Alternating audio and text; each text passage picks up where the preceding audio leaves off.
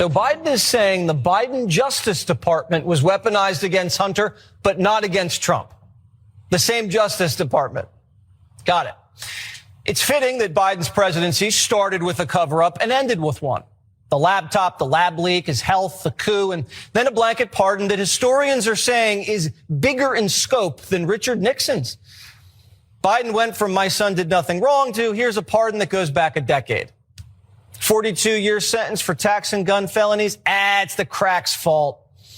Biden went from I never talked business with my son to, I had spaghetti dinners with his Ukrainian clients, but we just talked about the weather. I didn't think it was possible for Biden to humiliate the Democrats any more than he already has. We all knew his son was going to get pardoned. No one would ever let their son go to prison if they had the power to stop it.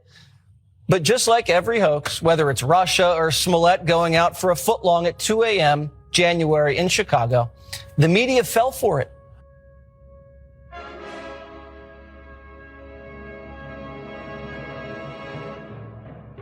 Want to get it off your chest? You're in the right place. They accuse this show of being run by boobs. Well, let me tell you about these boobs. We're real and we're spectacular.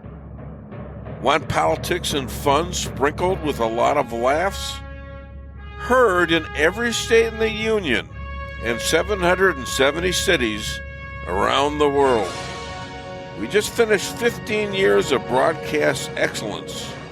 Now in our 16th year, the Dave Weinbaum Show is streaming live all over the world.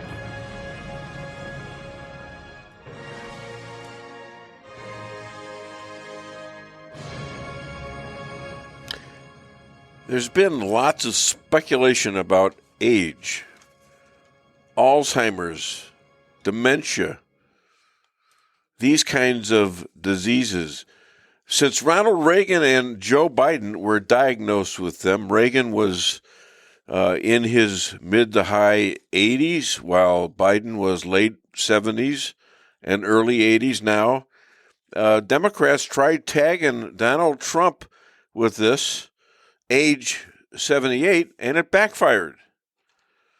Now, back on September 17th of 2014, Dr. Ezekiel Emanuel, one of the three Emanuel brothers, then age 57, wrote a column, Why I Hope to Die at 75. And I said after that, why wait?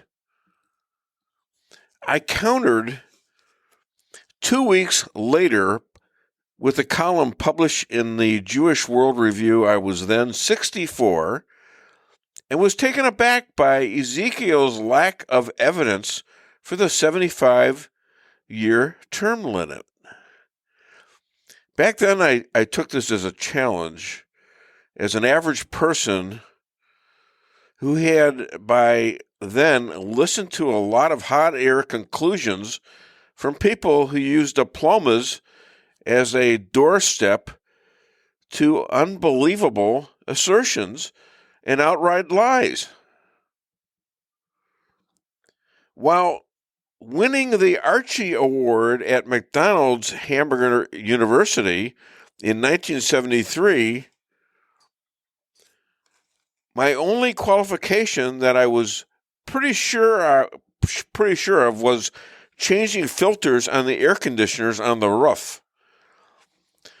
The worst part of which was climbing up the ladder to the top and then descending back the same way without killing myself. This, and I knew this then, did not qualify me for the Nobel Science Award for making a conclusion without evidence. Now I'm 76 years old, and I am determined to continue to stay cognitive as a good husband, father, grandfather, uncle, golfer, and community contributor. My podcast is booming, and Trump won the biggest victory in GOP history. And Zeke, I beat you. Call me in 10 years if you're capable. Hi there, my name is Dave Weinbaum. I am your podcast radio show host, and I'm here with my lovely bride, Lisa Ann Weinbaum. Can we tell them the story about last night? No, thank you. Are you sure? Yes, I'm quite sure. JP, you want to tell it for me? I'm aware of the story, and I will swear to keep silent. Thank you. Okay. Thank you very much. All right. Well, we won't talk about it yet. I wouldn't walk out of the room if I was you, though. And that's JP Maxwell over there. He is the producer of the show. Good morning, everybody. Along with Rick Henderson in Salem, Missouri, who is he does all the clips and the bits. And a big part of the show, and we'd love to listen to all of his thoughts. He keeps us going, I'll tell you what. He's got more conspiracy theories than anybody I know combined. All right, but that's all right. You know, he's a good guy, and we enjoy having him on the show. We got a great show today. We got starting off. We got the Rabbi calling all the way from Israel. And he's going to tell us what's going on with all these, so to speak, these ceasefires. Who knows? J.J. Bradshaw, expert on the Constitution. We have Chris Adamo, the wild, crazed Italian expert on Marxism. And we've got Bill Hardwick, local district guy who also was a leader of a platoon in Iraq War, and we're going to ask him about Keith Hegseth. Hegseth? Did I say that right? I think so. As far as I know, I think that sounds great. I think it's wrong. I said it before, but now I'm having problems. And also Jeff Zink, who may or may not have some news for us, and we won't talk about it because it'll bring us bad luck if we do. So we've got that going on in a couple of minutes, and let's play. Did we get the second part? Yeah, number 2. They said Joe had principles. A presidential promise to put the law before family. Our current president of the United States has so much respect for the law that he has said he would not pardon his son. I mean, again, it's all about the contrast. He is not pardoning his son, which he could do. He's not doing it because he is living what it means to have a rule of law in this country. Yeah. And if you want to know if he believes it, you could actually see what is happening with his own son. Yeah. This whole time, Biden was the lying dog-faced pony soldier. How sickening. And how sickening, I'm getting a phone call right now, and it's spam. All right, but here's the good part. The good part is the rabbi is there. He's studying something. I don't know what he's studying, but maybe he's looking at the ceasefire agreement. I don't know, but he is. Did he cough or was he choking on it? Anyways, he's a wartime rabbi. He provides support for Jewish widows with their kids. He's the second most powerful in Israel, according to his wife Yonit. And he's a book writer. He's got a great book out there. You can show his book, please. And please welcome all the way from Israel, Rabbi Moshe Rothschild. Good morning, sir, or good evening to you. We're good. How are you? I am, thank God, doing great. Oh, thank God is right. I'm happy to hear that because we're getting mixed messages on the ceasefire. It seems a little shaky. What was the reason Israel signed to do this so quickly, it seems like?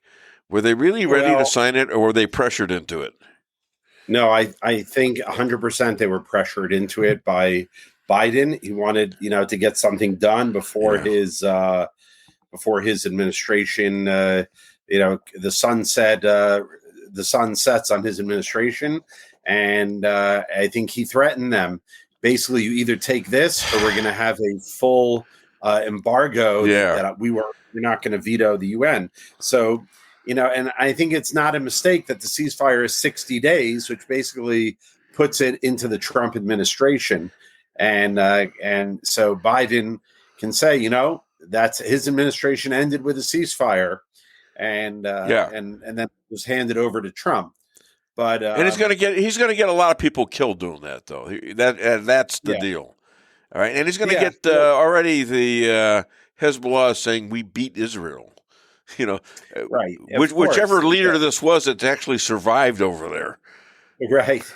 I think it was like a kindergarten teacher that said that. Something. There's no one left. Yeah.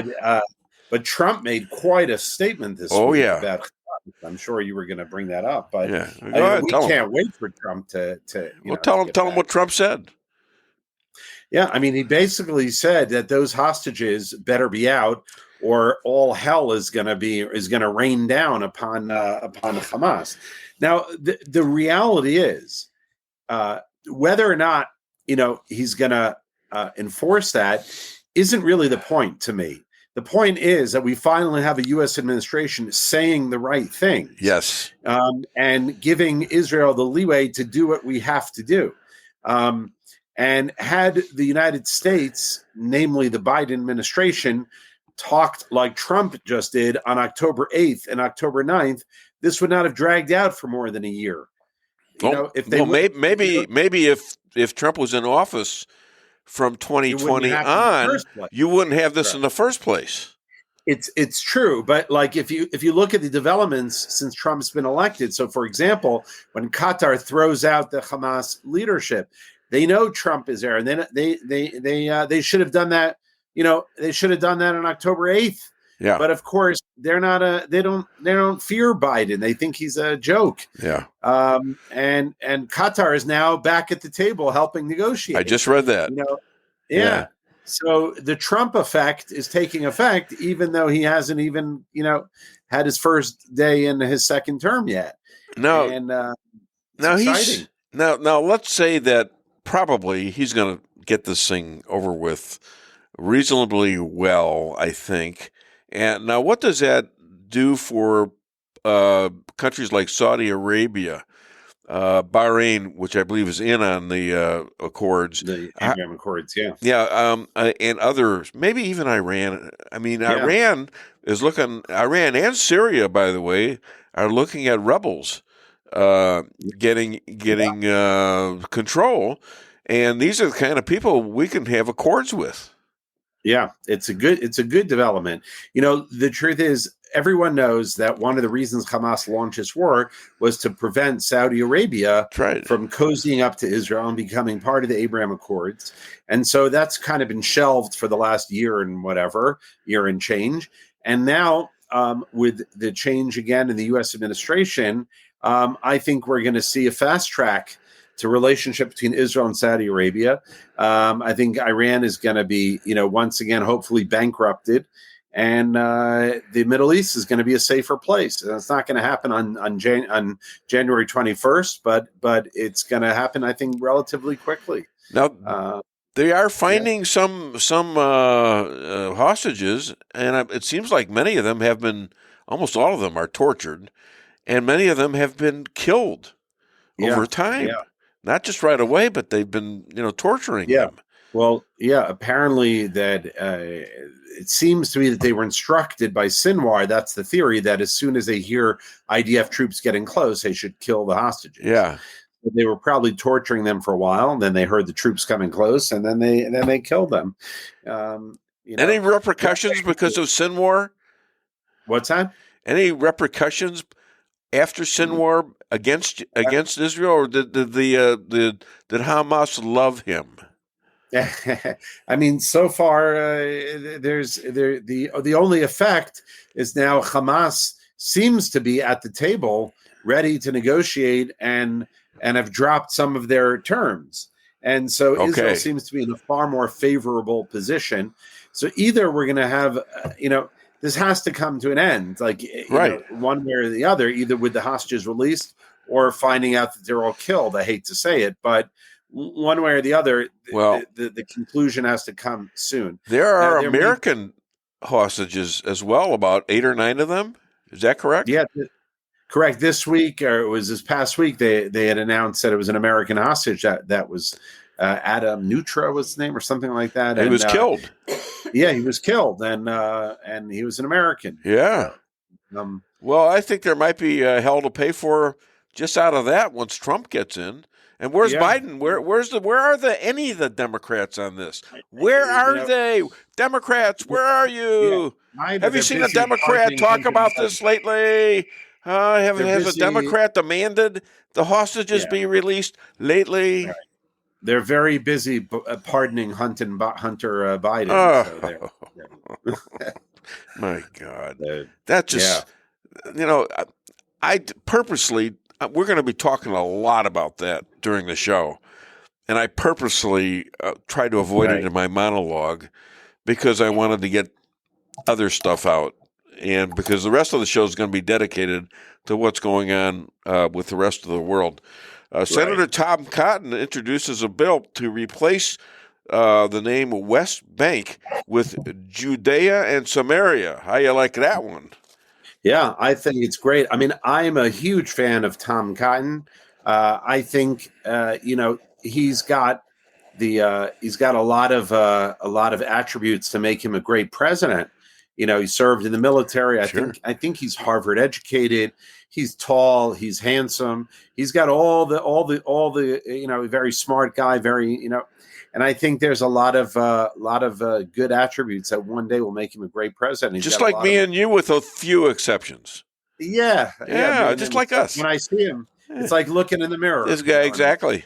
He told me that. Yeah, he confides in me. Him and BB and all that stuff. You used to live in Australia, right?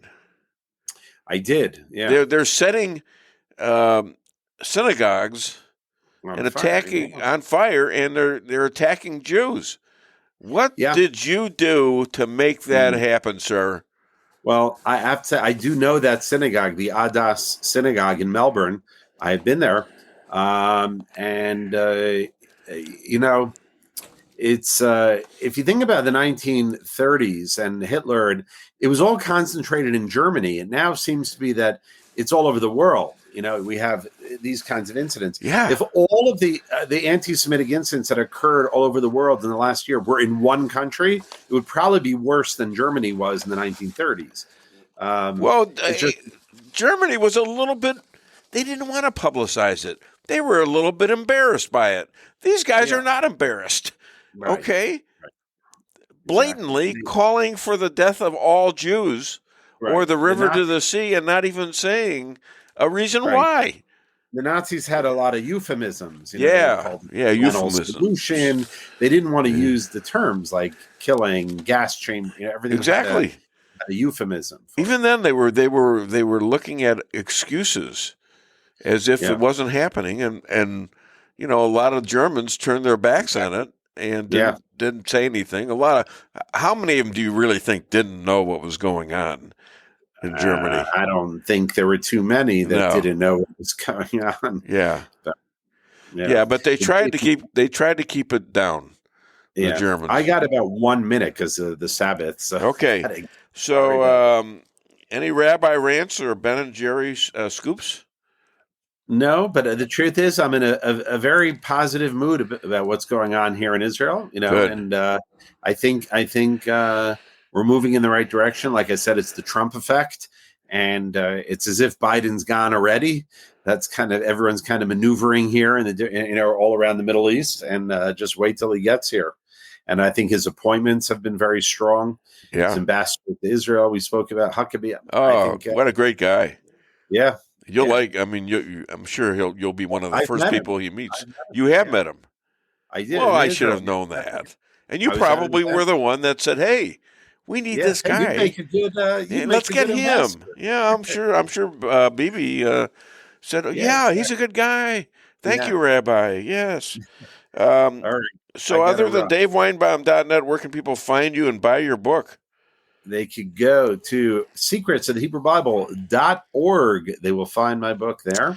And if you want to donate, go to israelalliance.org or facebook.com/Israel Alliance. We'd love to hear from you. Now, this one I put in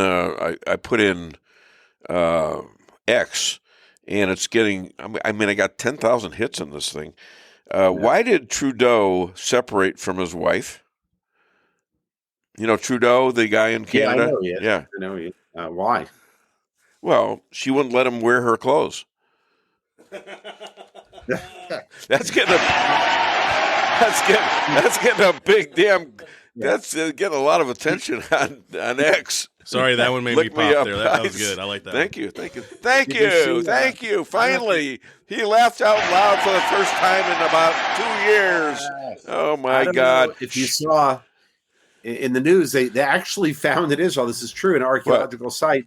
Chinese writing. It's the oldest piece of archaeological evidence of the relationship between China and Israel. It was 500 years old, a shard of pottery with Chinese writing. You know that. So, you know what it said on it? That door. What? Chicken, $12.99.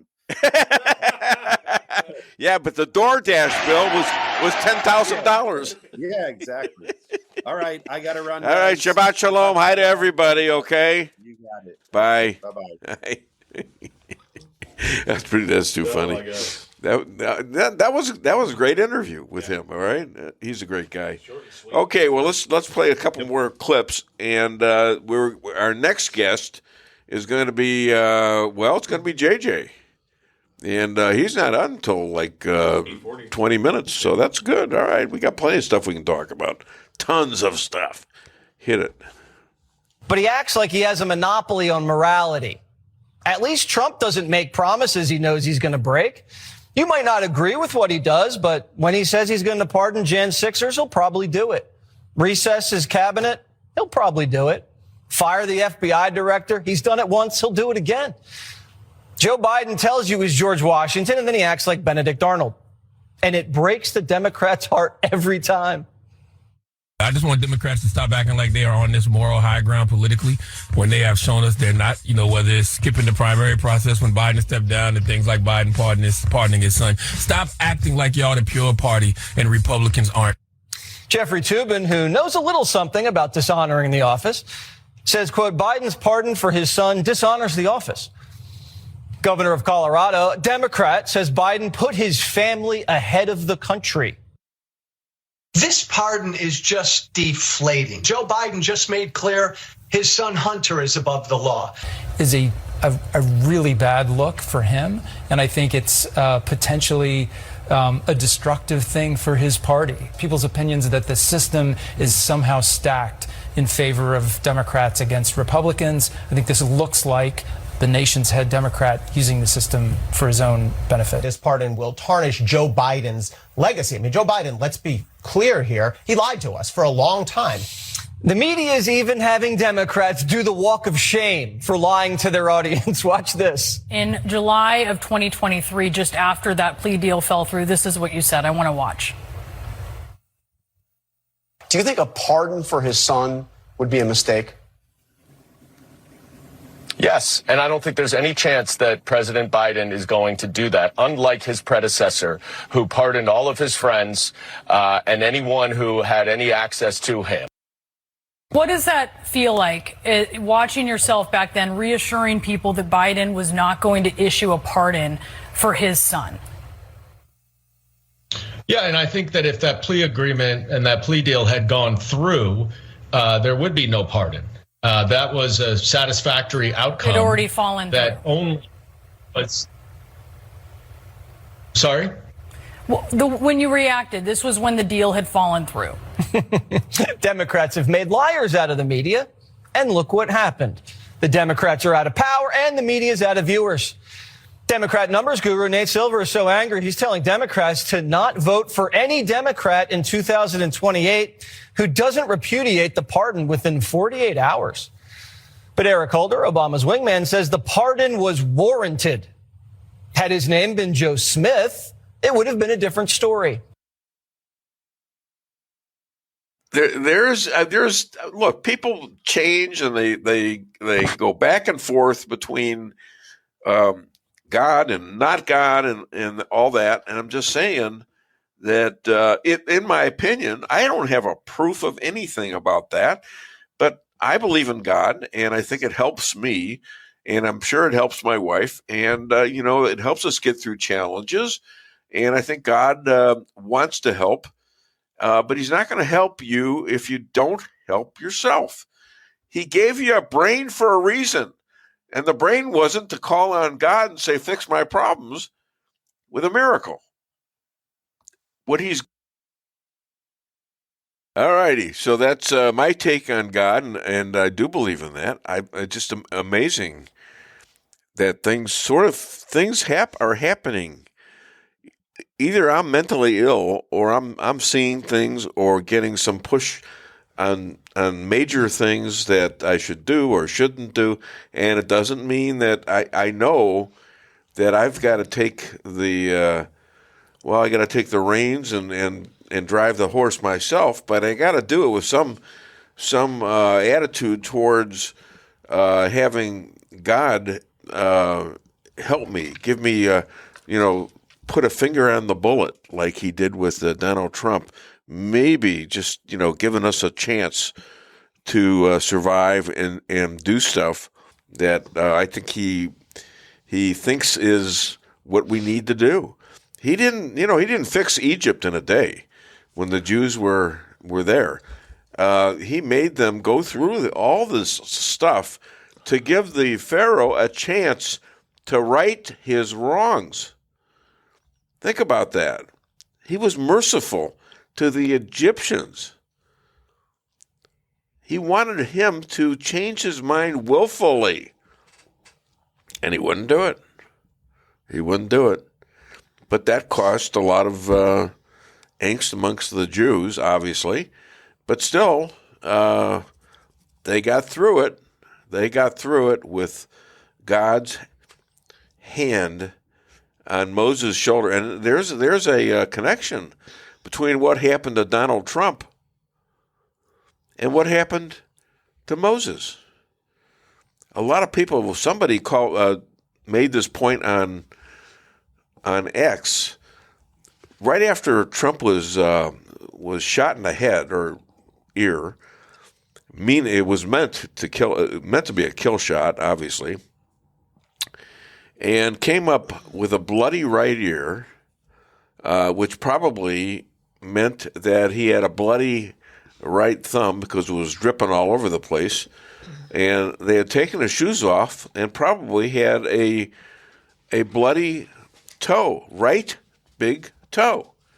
Well, if you look in the Bible, that's what God told Moses to do to his brother Aaron. Take the blood of a ram and put it on his right ear, his right big thumb, and also his right big toe.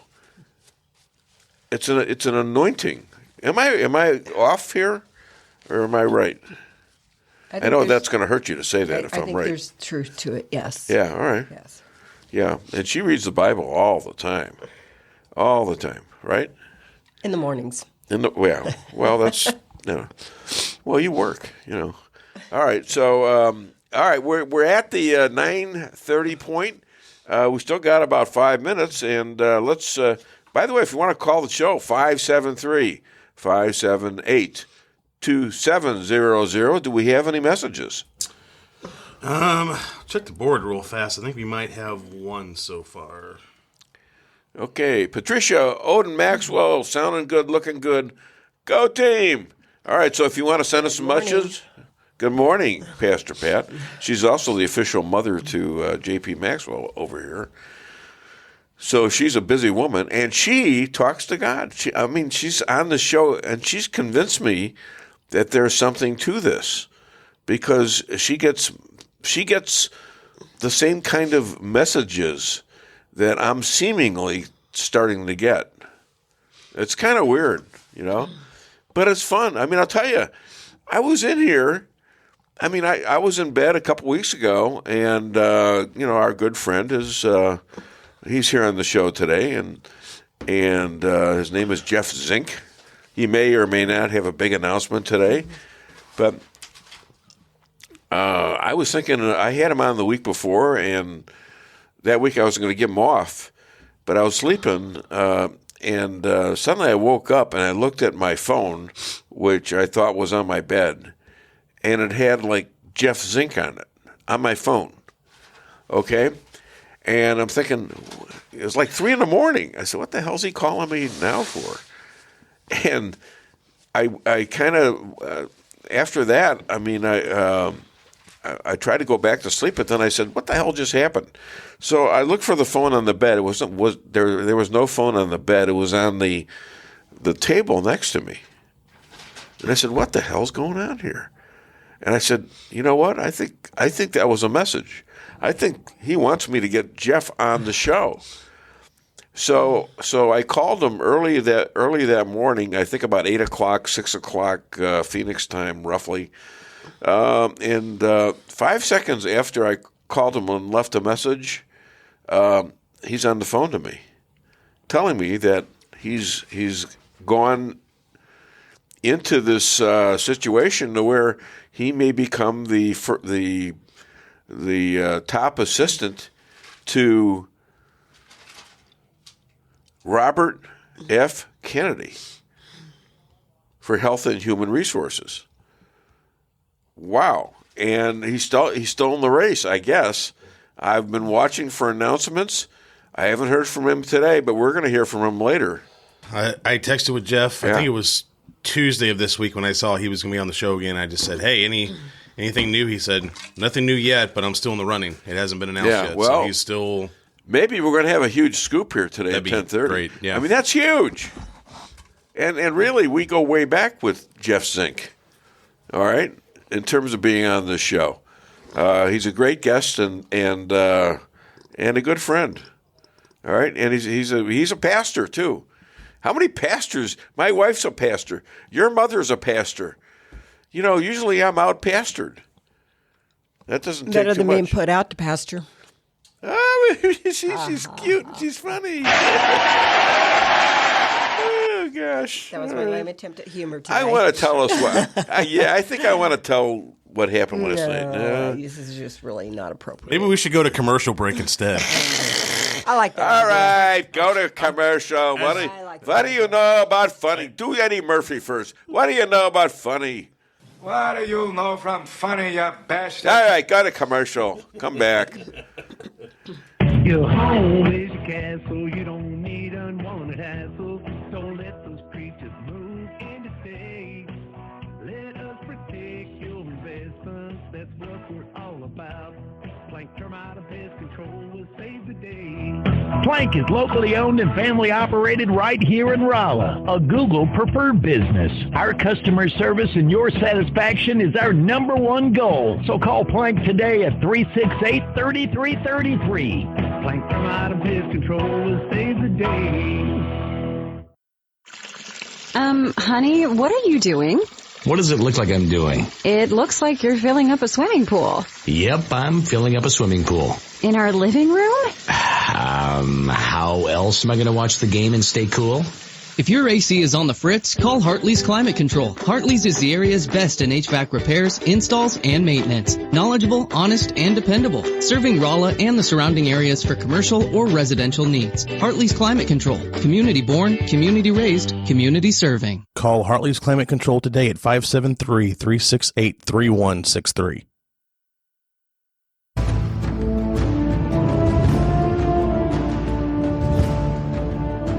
Never be too coy to tell your friends and family about Koi Sushi and Hibachi. Celebrate the best Chinese-Japanese restaurant in the Midwest. Call 573-426-5551 to make a reservation or order takeout. Locally owned, 1808 North Bishop, Rolla, Missouri.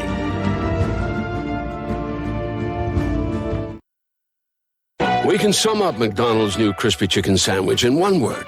Crispy, but also juicy and tender. Okay, it's crispy, juicy, tender, all one word. But then, also pickle.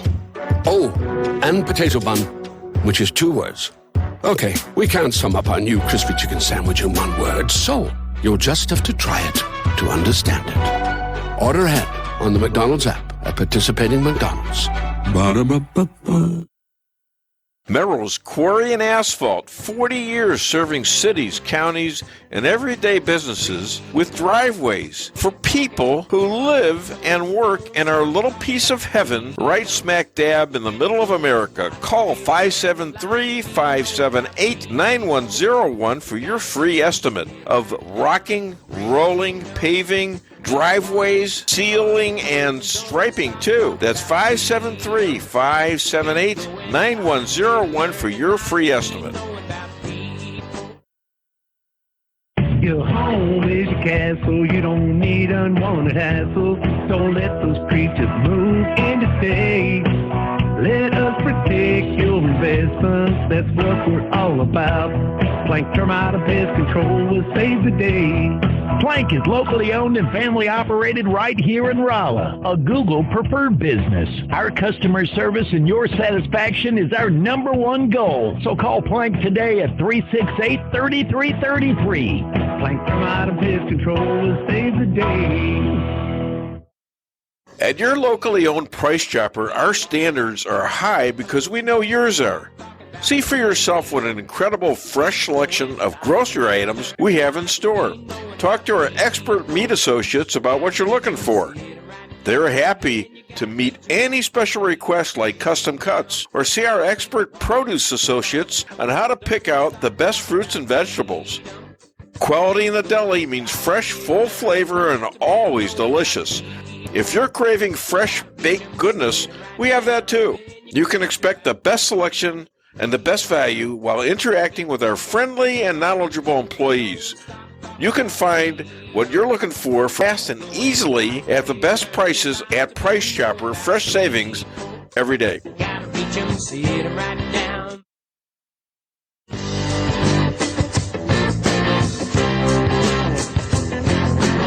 A-Car Real Estate, where experience matters. 532 million sold since 2003, the number one sales volume in Phelps County. As a client for decades, I can say they are the best in mid-Missouri. Call 573-368-7355. That's 573-368-7355 for the best real estate experience you'll ever have. Gotta reach 'em, see it right now.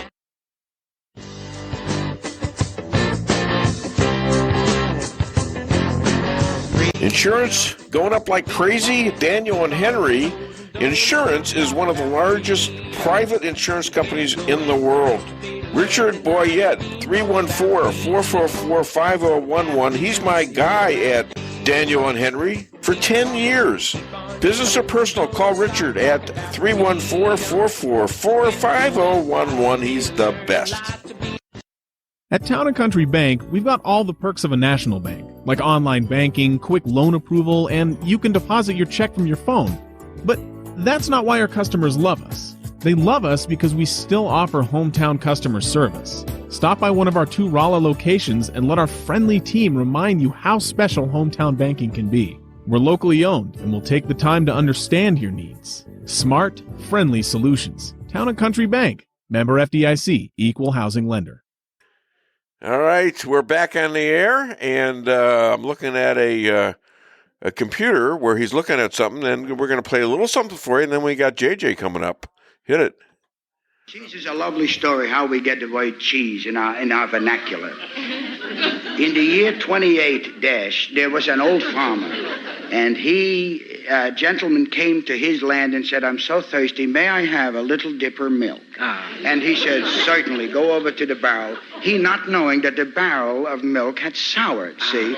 So this poor beggar man came to the barrel and opened up from the top and looked in and looked down and went, "Cheese!"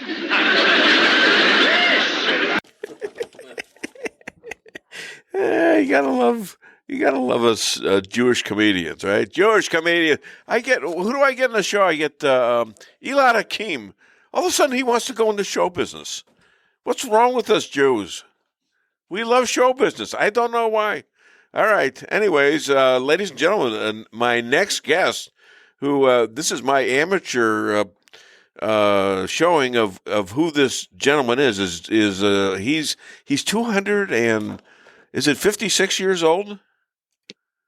256. 256. I got it right. And look at his cognitive remembrance. I mean, it's amazing how he is. Look at it. He's perfect. He usually wears a tinfoil hat. Right now, he's wearing a tinfoil yarmulke just to keep us learned here about what he knows about the U.S. Constitution. After all, he was there when they wrote the darn thing. Please welcome all the way from Rolla, Missouri, John Jeffrey Bradshaw. Mr. Bradshaw, how are you? You know, I'm great, Dave. Good. This is an amazing time to be alive. We are in the process of watching the Democrat Party just gradually auger in. They're in the process of eating their own. Yeah. And it's fun. Immensely entertaining. Fun to watch. Yes, it is. And don't forget the mainstream media. They're going absolutely crazy. They don't know what to do. Let's talk for a moment about Joe Biden, who I think is going to go down in history as possibly the sleaziest president that has ever been elected. And we've elected some doozies over the years. Look at what Comrade Joe has done. He pardoned Hunter and gave Hunter a blanket pardon that goes back to 2014, which covers Hunter's sleazy dealings with Burisma. Now, well, I've seen a lot on the mainstream media saying, oh, isn't that a great thing? Any father would pardon his son, blah, blah, blah. Yeah. Well, this is the guy that told us repeatedly, and his press secretary emphasized this repeatedly, that Joe would let the process go as it was intended to do. And, of course, Hunter would be found guilty, was found guilty on some of this stuff. Okay, the mainstream, they got it wrong. They get it wrong every time. It takes somebody that's got a little right-wing bent to it to recognize that Joe just pardoned himself. By pardoning Hunter, Joe thinks he got a get out of jail free card over all the sleazy dealings that were negotiated through Hunter while he was Obama's vice president. We're literally looking at influence peddling, and influence peddling that was done cheap. They should have paid him way more money than what they did. The stupid bastard doesn't have enough sense to charge more. So here's this guy who pardons his son. The mainstream is saying, oh, what a great dad he must be. He's pardoning himself. Well, okay, there's a barb at the end of that bait. And Levin made it very clear the other night in one of his rants that, now Hunter, now that he has been freed from all of these terrible things, Hunter now no longer has a Fifth Amendment right to prevent self-incrimination. You know this guy's going to be called up before the House. You know this is going to be investigated. And Hunter can no longer say, I refuse to testify because I might incriminate myself. No, you've already been given a get-out-of-jail-free card. If you refuse to testify, you can be found guilty of stonewalling the Congress. Yeah. This thing is, it's a cyclone, Dave. It's a cyclone. It's the Coriolis effect, watching the water run down in the toilet. This is going to be so good. I just can't wait. And you mentioning that he was really pardoning himself is true, but you got to understand something. You can only pardon yourself for your while you're in office. He wasn't in office after 2016 till 2021, and he was still taking all that money. Joe was. How about that? Okay, as was the rest of his family. This gets even better, Dave. Yeah. I saw the network news this morning that the White House is considering giving blanket pardons to some other folks. Yeah. General Milley, Liz. Oh, God. if this happens, if this actually comes to bear, this will identify this as the most sleazy executive branch that has ever been in this country. You know what? They superseded that a long time ago. This is beyond anything that's ever happened to the United States of America, except for maybe the Civil War. Okay, I don't know. I mean, that was pretty bad too. But this, where you open your border and you let anybody in, they have 58,000 people in New York City that are known criminals. Most of them in gangs. This is in one city. 58,000 of them. City. Yeah. And sleazy? Okay, yeah, most sleazy, they passed that a long time ago. They are in new territory, my friend. This is worldwide as far as the level of sleaze is concerned. And look at what happened to the Democrat Party. Now, James Carville has been so outspoken about this of late. And he said, really, this is the end of the Democrat Party. It doesn't exist anymore. It has turned into a bunch of factions, mostly far leftist factions. Yeah. I can't quote Carville because he used the F-bomb a few times in the process of doing that. Well, you don't have to use the F-bomb. You can just go we'll have JP go out there and go, bleep. Oh, that's great. I get bleeped on the Dave Weinbaum show. Come on. Hey, that's an honor for some people. We've hit a new low here. No, wait, that's an honor. I was bleeped on the Weinbaum show. You know what? We need T-shirts like that. Let's do T-shirts. Come on. JJ said I was bleeped on the Weinbaum show. Okay, I like that. What makes this even worse is the last month of Biden's appointments, he is really trying to cram through his judicial appointments. And if you look at the list, these are some pretty left-wing guys and girls. And thankfully, House soon-to-be Senate Majority Leader John Thune has said, wait a minute, we're not doing this. We're not cramming through a whole bunch of last-minute judicial appointments so that we can stack this in the favor of the Democrats. What is to stop them? Pardon me? What is to stop them? Until January 20th or 21st. He just won't have the hearings. Or he'll drag the hearings on until until everybody gives up and falls asleep. Does every president do this? Does every president do this? Did Donald Trump do this the first time? I couldn't tell you if he did or not, but I know it's been done a number of times before, and possibly rightfully so.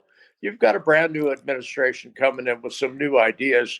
Why would you pack the court with a bunch of morons? We'll see how that plays out. I'm interested in seeing that. But the lame duck appointments, I think, are dead in the water. Trump will have his own slate of judicial people to plug in. There's quite a few vacancies in the judicial, and I think that's a good thing, actually. We may swing this a little more conservative than it has. Well, I hope so. Well, now our strategy is to let them destroy themselves, because they're doing a great job, aren't they? And pretty good job, yeah. And be patient and try to play a little defense here, and keep by playing offense as well. And getting this administration locked in like they've done. They got some great appointments going on. I mean, really amazing people, and they will devastate these jerks on the other side. And I hate to say that, but it's true. You know, we're not talking about somebody with different policies. We're talking about somebody that is tried to destroy this country and give it away to the first, million, 2 million, 3 million refugees they could squeeze into this country. All right, the Republicans didn't do that. Show me the Republicans that were for that. I don't know of any, although some of the rhinos might have. Well, they're not really Republicans. They're going along to stay keep their jobs and probably getting paid to do that. Yeah. The fact is, this is so entertaining to me because I'm watching the Democrat Party fall apart brick by brick. Yeah. And they're desperately trying to regroup and have some sort of cogent policy. But when you look at Did you say brick by brick or prick by prick? I'm sorry. Brick. I'm sorry. Brick.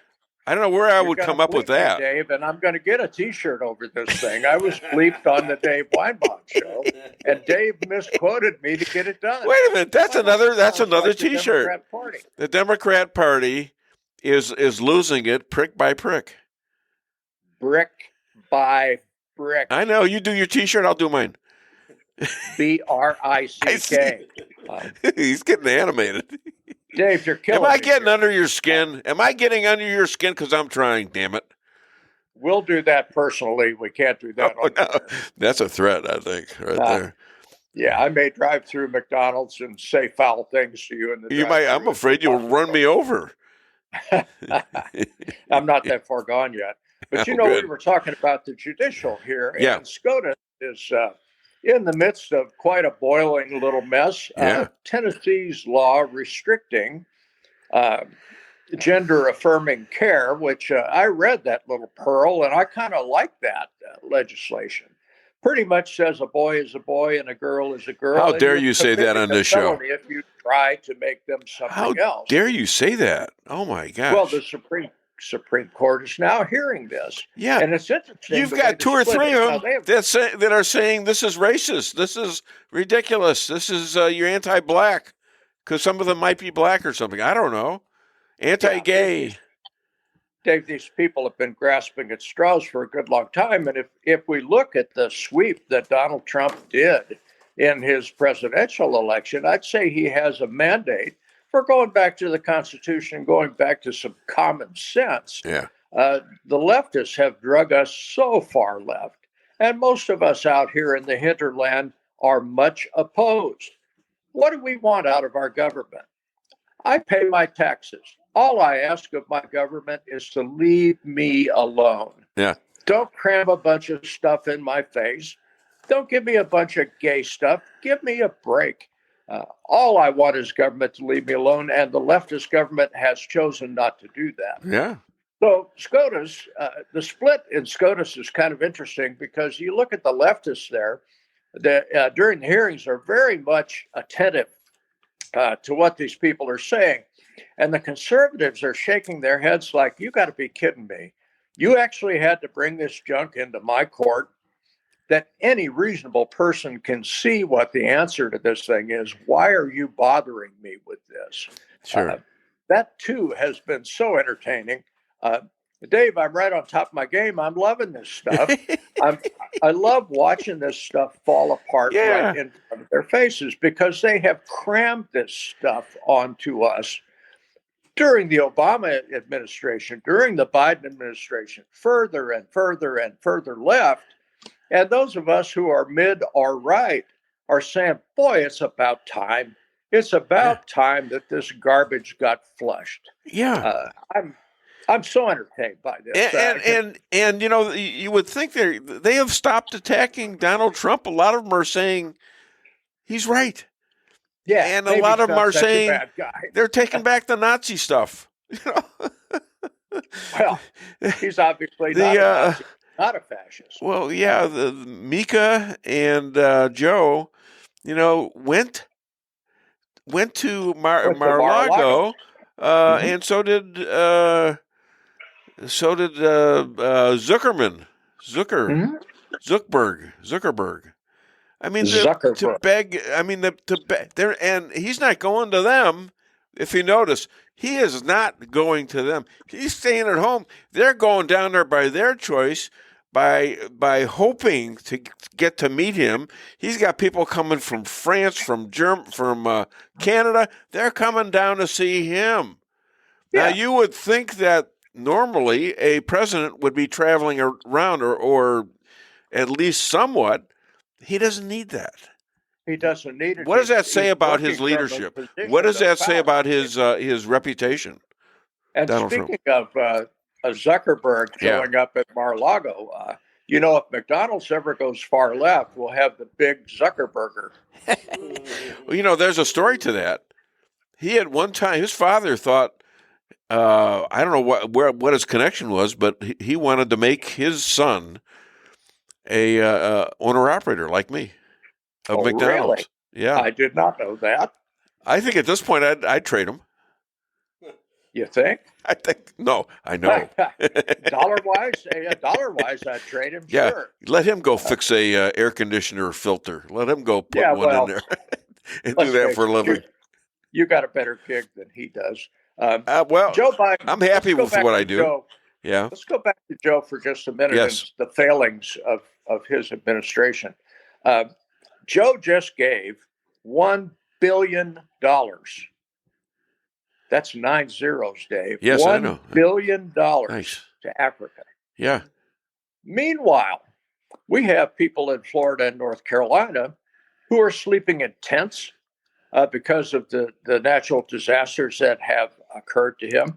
And I've got a little bit here from Charlotte TV station WBTV.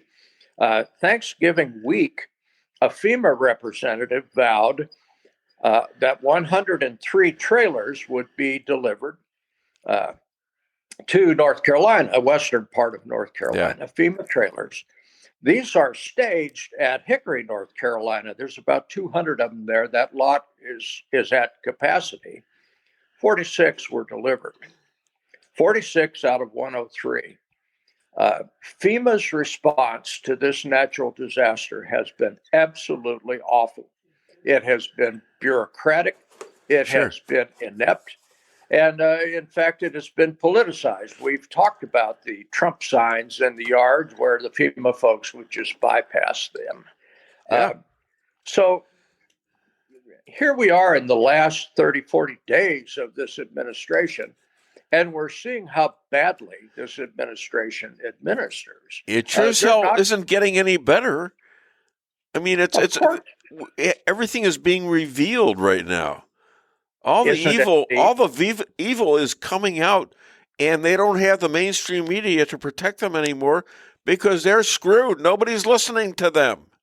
If you watch the movie The Wizard of Oz, Toto went and grabbed the bottom of the curtain and slid it off to the left and showed the mighty wizard for what he was. Yeah, right. A big fake.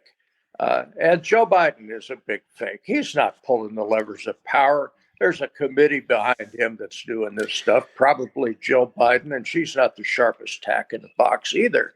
So we're seeing the last part of this administration in closing, accomplishing some very sleazy things and showing that they're not capable of governing.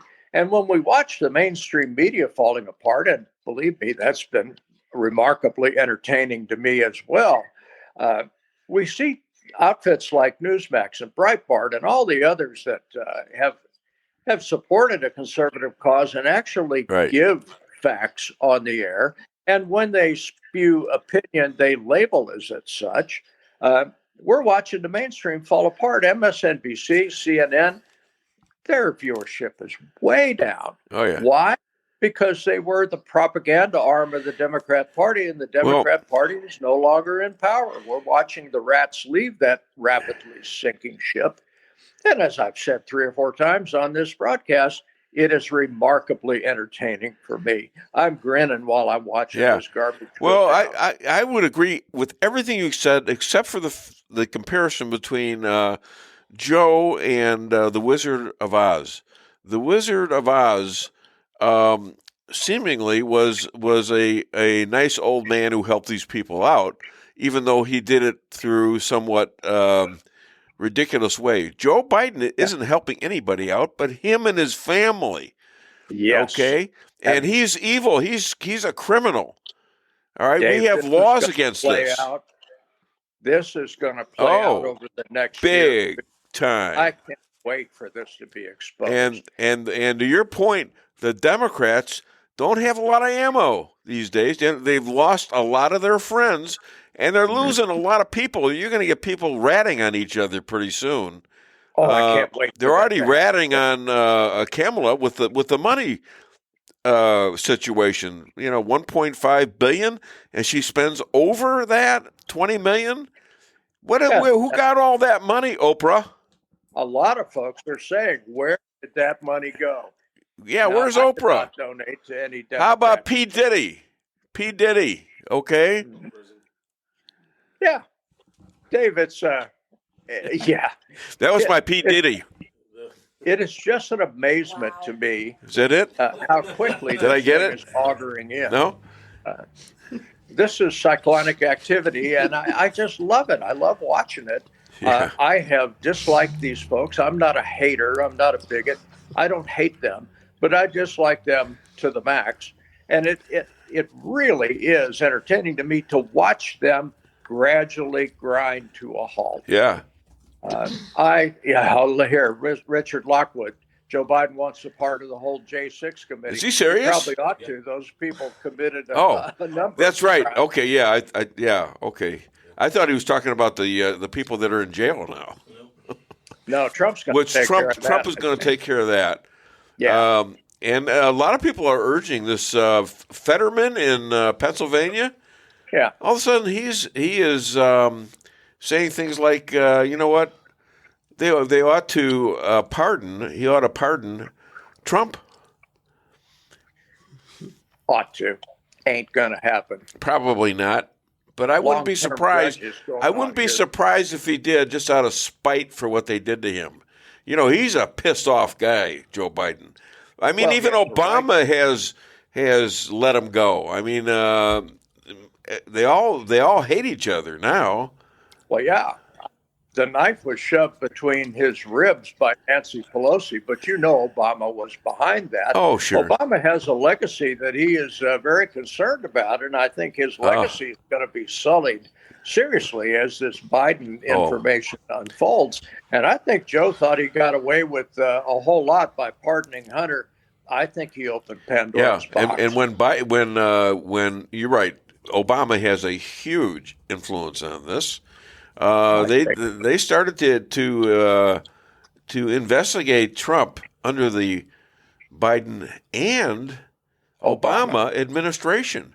Yes, they started send Obama fomented a whole lot of this stuff. Absolutely, he didn't want to see Trump get into the Oval Office, and he failed at that. Yeah. Now these folks are pretty good at hiding the evidence. They sweep it under the rug pretty quickly. So you're only going to find bits and pieces of evidence on this thing.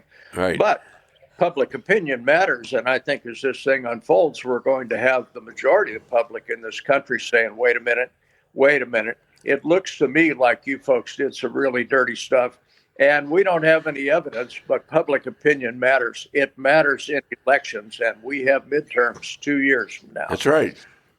And if things go as maybe they should, I think we're going to do very well for maybe a decade, maybe two. Maybe. We'll see because right now you've got a really good. You got a really good base, and he has dug out a lot of people that the Republicans haven't had ever. A lot of blacks are now threatening to get rid of the black mayor in Chicago. That's his ratings are 14% popular. The mayor of Chicago, the black mayor of Chicago. And who are the people that are yelling and screaming at him? Other blacks. Yeah.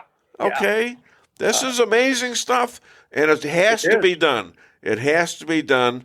Blacks have been deceived since the 1960s. Blacks used to be conservative. Lyndon Baines Johnson started this nasty little affair, and it has unwound ever since. Yep.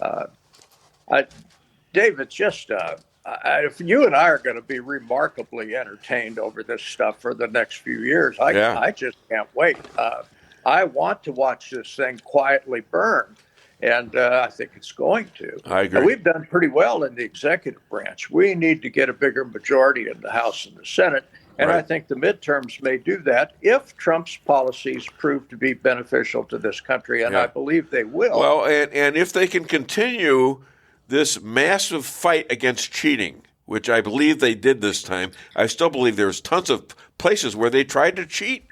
They're doing it right now in Arizona. Arizona hasn't finished their election yet, I don't think. Of course. How does that happen? The cheating goes on. But the fact is, Trump won by such a majority. There was not enough cheating possible. He overwhelmed them, and he said that's what he's got to do to win. He said that's what he was going to do. Yeah, he overwhelmed the situation, and now he's broken them. I will be listening to the rest of your show. Thank you. We're up against the clock. All right. I will see you again next Friday. All right, my friend, and thank your wife for sending me the advice on God. I'm serious. I read that. Yeah. Exodus. She's a Exodus. pretty Christian woman. And read Exodus. Now that opened up a lot of questions. I have to talk to my wife about it. But you want to stay on for the clips, because I want to play. I want to not the clips, but the people. We had a bunch of people now talk to us here. So well, I'd love to hear it. Yeah, Yvonne Gomez. Good morning. I don't know where she's from or anything, but seen that name. Huh? I think she's new. No. Hey, let us know where you're from, Yvonne. Shannon Reed, good friend to the show. Happy Chilly Friday. All right, stay warm. I know what I'm supposed to eat today. Thank you. I appreciate that. MD Talab Ali, congratulations, dear leader, Donald J. Trump, President, State of America election in 2024. We hope he is the best president, so please pray for him and his wonderful and lovely family. Well, that's interesting. I'd like to know where you're from, too. How about that? I wonder if he's Lebanese. I made some Lebanese friends, I think, that very, very anti to the extent to where they say not really good things about Islam. And they're Christian, and a lot of them are. I'm starting to get contact with Bridget. What's her last name? Bridget on Twitter on X. Gabriel, Bridget Gabriel, who is very influential, and she's starting to like my stuff, and I've always liked her stuff. So it's kind of interesting to see who I'm talking with on there. Who else? Do we have any else? That was it.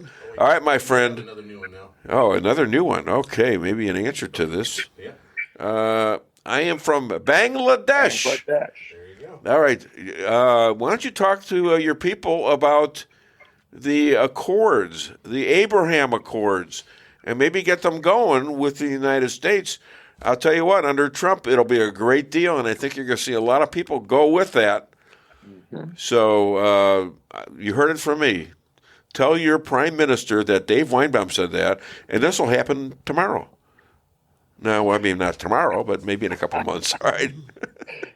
All right. Hey, it's a show. I got to entertain too, All right, my friend. That's all for you today, and you have a great weekend. Hi to that lovely bride of yours.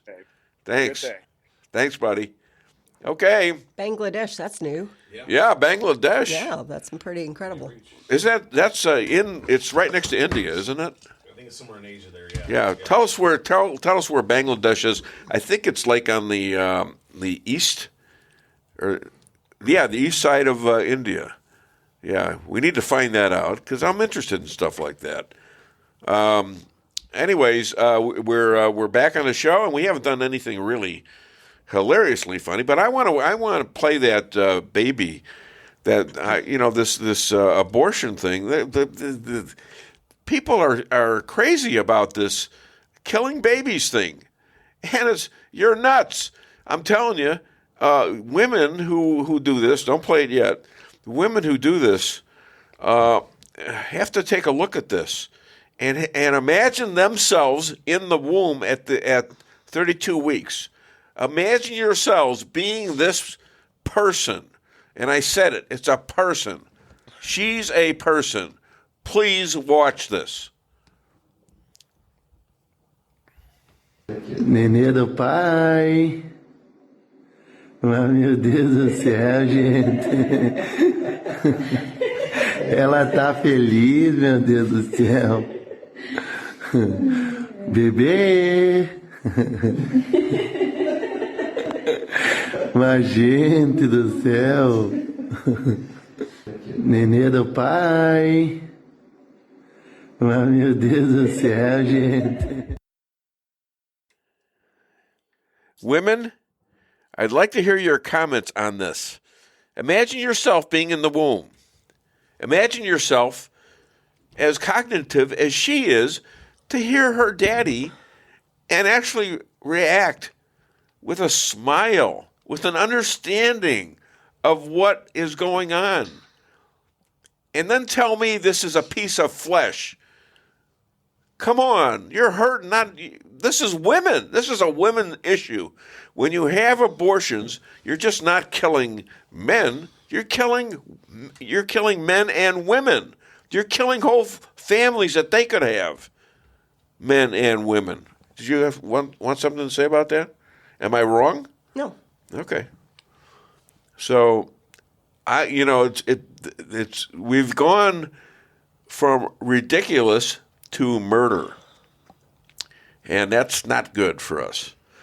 Okay, let's see. Where are we in the show? Let's do. What else did I want to do? Tequila. We need to do tequila. All right, lighten up now. Lighten up. Do we have tequila? Lighten up. No, we don't. I don't have any tequila. Oh, wait. Give me that thing, will you, please? Before I forget, because I'm going to forget. You know that. I forgot to change the song. We have already surpassed our 16th year. We're in our 17th year. Is that right? I believe so, yes. Going on 18. And we were supposed to change the song, and somebody forgot to do it. Probably me. I'm taking the blame for this one. Blame all right, you take partial blame. But you know who is one of the big enemies of people trying to infiltrate women's sports. And that is, golly, now I forgot her name. Riley Gaines. I sent her some money, okay? And because I thoroughly believe this is a horrible thing for women. And for some reason, they still let it happen, and they punish colleges. In the Olympics, they had these Olympic boxers who knocked the hell out of these women. I mean, literally almost killed them. So this is what she sent me. And it's really cool. Okay, you want to put the camera on that? It's not bourbon. It's honey. It's Morton's honey. How about that, Morton's honey? And this is from her, just for a contribution, I guess, because I've never met her. All right. Well, I think my cough is telling me that I have to do what? You might want to use some of that honey, it sounds like. Well, I have it with my coffee every morning. And my wife got me this, and it's the same kind of bottle and everything from Lavish Spa, where my daughter Sarah works. We got local honey. Yes. Yeah. Yes. And I put some in my coffee along with some cinnamon, and it's really good. Not only that, I think it's rejuvenating me. I feel like I'm 76. I feel like I'm 75 and a half, by golly. But I do agree. I fully agree with Lisa's sentiment that she said that if we're going to play tequila, we should have tequila in the studio. You got any? No. What you got in that thing? I didn't come prepared. Is that water or is that tequila? That looks like tequila. Those are amino acids. Well, we'll pretend. Because I don't think tequila has all that good of an effect. But you'll learn from this song. It definitely has effect, not always positive. The good things and the bad things about tequila. You'll learn everything about tequila. We're gonna be going away pretty soon where there's lots of tequila, aren't we? Yes. Yeah. Yes. So we are gonna take a vacation here. So Yep. I'm sorry, but we were suffering all these years with this terrible government situation. And doesn't everybody feel a little bit better? I know you're not going to immediately recover all this nasty stuff that's happened and all the inflation and these people that have invaded our country, invited in by the Biden administration and the Democrats, okay, and the mainstream media. Assassinations and everything. So it's just, the assassination attempts and things like that, and the overall just hatred of anything that has to do with MAGA. You're a MAGA? Yeah, make America great again? I mean, what's wrong with that? What's wrong with that picture? I can tell you the night of the election, of course, everything was looking great. Yeah. Just like it did in 2020 before everything happened overnight. Yeah. I purposely stayed up, and that's, of course, when I found it very interesting. Of course, we've had, to this point, there's been no suspicion of cheating. But what I did find interesting was I was watching some political coverage that night, and they kept saying that Harris refused to concede. We're going to take a break. Why. We're going to go They do. and look at this again in the morning and just sleep on it. And she kept saying there are votes out there in Philadelphia that could flip Pennsylvania. And James O'Keefe, formerly of Project Veritas, caught a video of a huge truck pulling up at a huge voting center in Philadelphia, downtown Philadelphia. And he's like, what are these trucks doing here? I believe they caught him in the act because they made him, whatever was trying to come in was not allowed to come in. Philadelphia went ahead and went for Trump, just like all the swing states did. And that next morning, whenever they announced Trump had won, it was over. I just took this huge breath. Yeah. And I feel like I can actually breathe again for the first time in 4 years. You know, it wasn't just O'Keefe, who I think is great, by the way. It was Scott Pressler who did a lot of work on this. He got the Amish vote. He went out and single-handedly got the Amish to vote for Trump. I actually ran into my wife and I served at a marriage conference in second week in November, right after the election, and we ended up talking to a couple of different Amish couples of all, and they actually ended up talking about the election and how they were like, get out there and vote. And they had tons of Amish people in Ohio and Pennsylvania that came out to support Donald Trump. Now, good old Mr. Richard Lockwood is getting in on this tequila joke here, or bringing something here. What do you get when you cross English class and a margarita? Tequila Mockingbird. Yeah, I get it. Got a couple other messages too. All right, you know what? Let's play the tequila one. And can I read these while the tequila's going off? Because I've heard it before. It's fun, folks. I won't. Now, if you're underage or if you're overage and have been stricken with tequila before, please be careful. Now, it won't let me show the comments while the video's playing, but we can show the comments right after the video. Okay, that's fine. All right, so here you go. Tequila. Tequila can help ease you out of your shyness and let you tell the world that you're ready and willing to do just about anything. You'll notice the benefits of tequila almost immediately. And with a regimen of regular doses, you can overcome any obstacles that prevent you from living the life you want to live. Shyness and awkwardness will be a thing of the past, and you'll discover many talents you never knew you had. Stop hiding and start living with tequila. Tequila may not be right for everyone. Women who are pregnant or nursing should not use tequila. However, women who wouldn't mind nursing or becoming pregnant are encouraged to try it. Side effects may include dizziness, nausea, vomiting, incarceration, erotic lustfulness, loss of motor control, loss of clothing, loss of money, loss of virginity, delusions of grandeur, table dancing, headache, dehydration, dry mouth, and a desire to sing karaoke and play all-night rounds of strip poker, truth or dare, and naked twister. Warning, the consumption of alcohol may make you think you're whispering when you're not, is a major factor in dancing like a retard, may cause you to tell your friends over and over again that you're in love with them, also may cause you to think you can sing. Alcohol may lead you to believe that ex-lovers are really dying for you to telephone them at 4 in the morning. Alcohol may make you think you can logically converse with members of the opposite sex without spitting. It may create the illusion that you are tougher, smarter, faster, and better looking than most people. And it may lead you to think people are laughing with you. Alcohol may cause pregnancy. And it also may be a major factor in getting your ass kicked. So what are you waiting for? Stop hiding and start living with tequila. All right. I hope you enjoyed that. I always kind of enjoy that. Now, let me read. I got some response from MD Talab Ali. Sir, please don't mind. I have a question. How we make America great again? Second question. Donald J. Trump is a great president of the United States of America, so we want to help him for his good workness and good governance.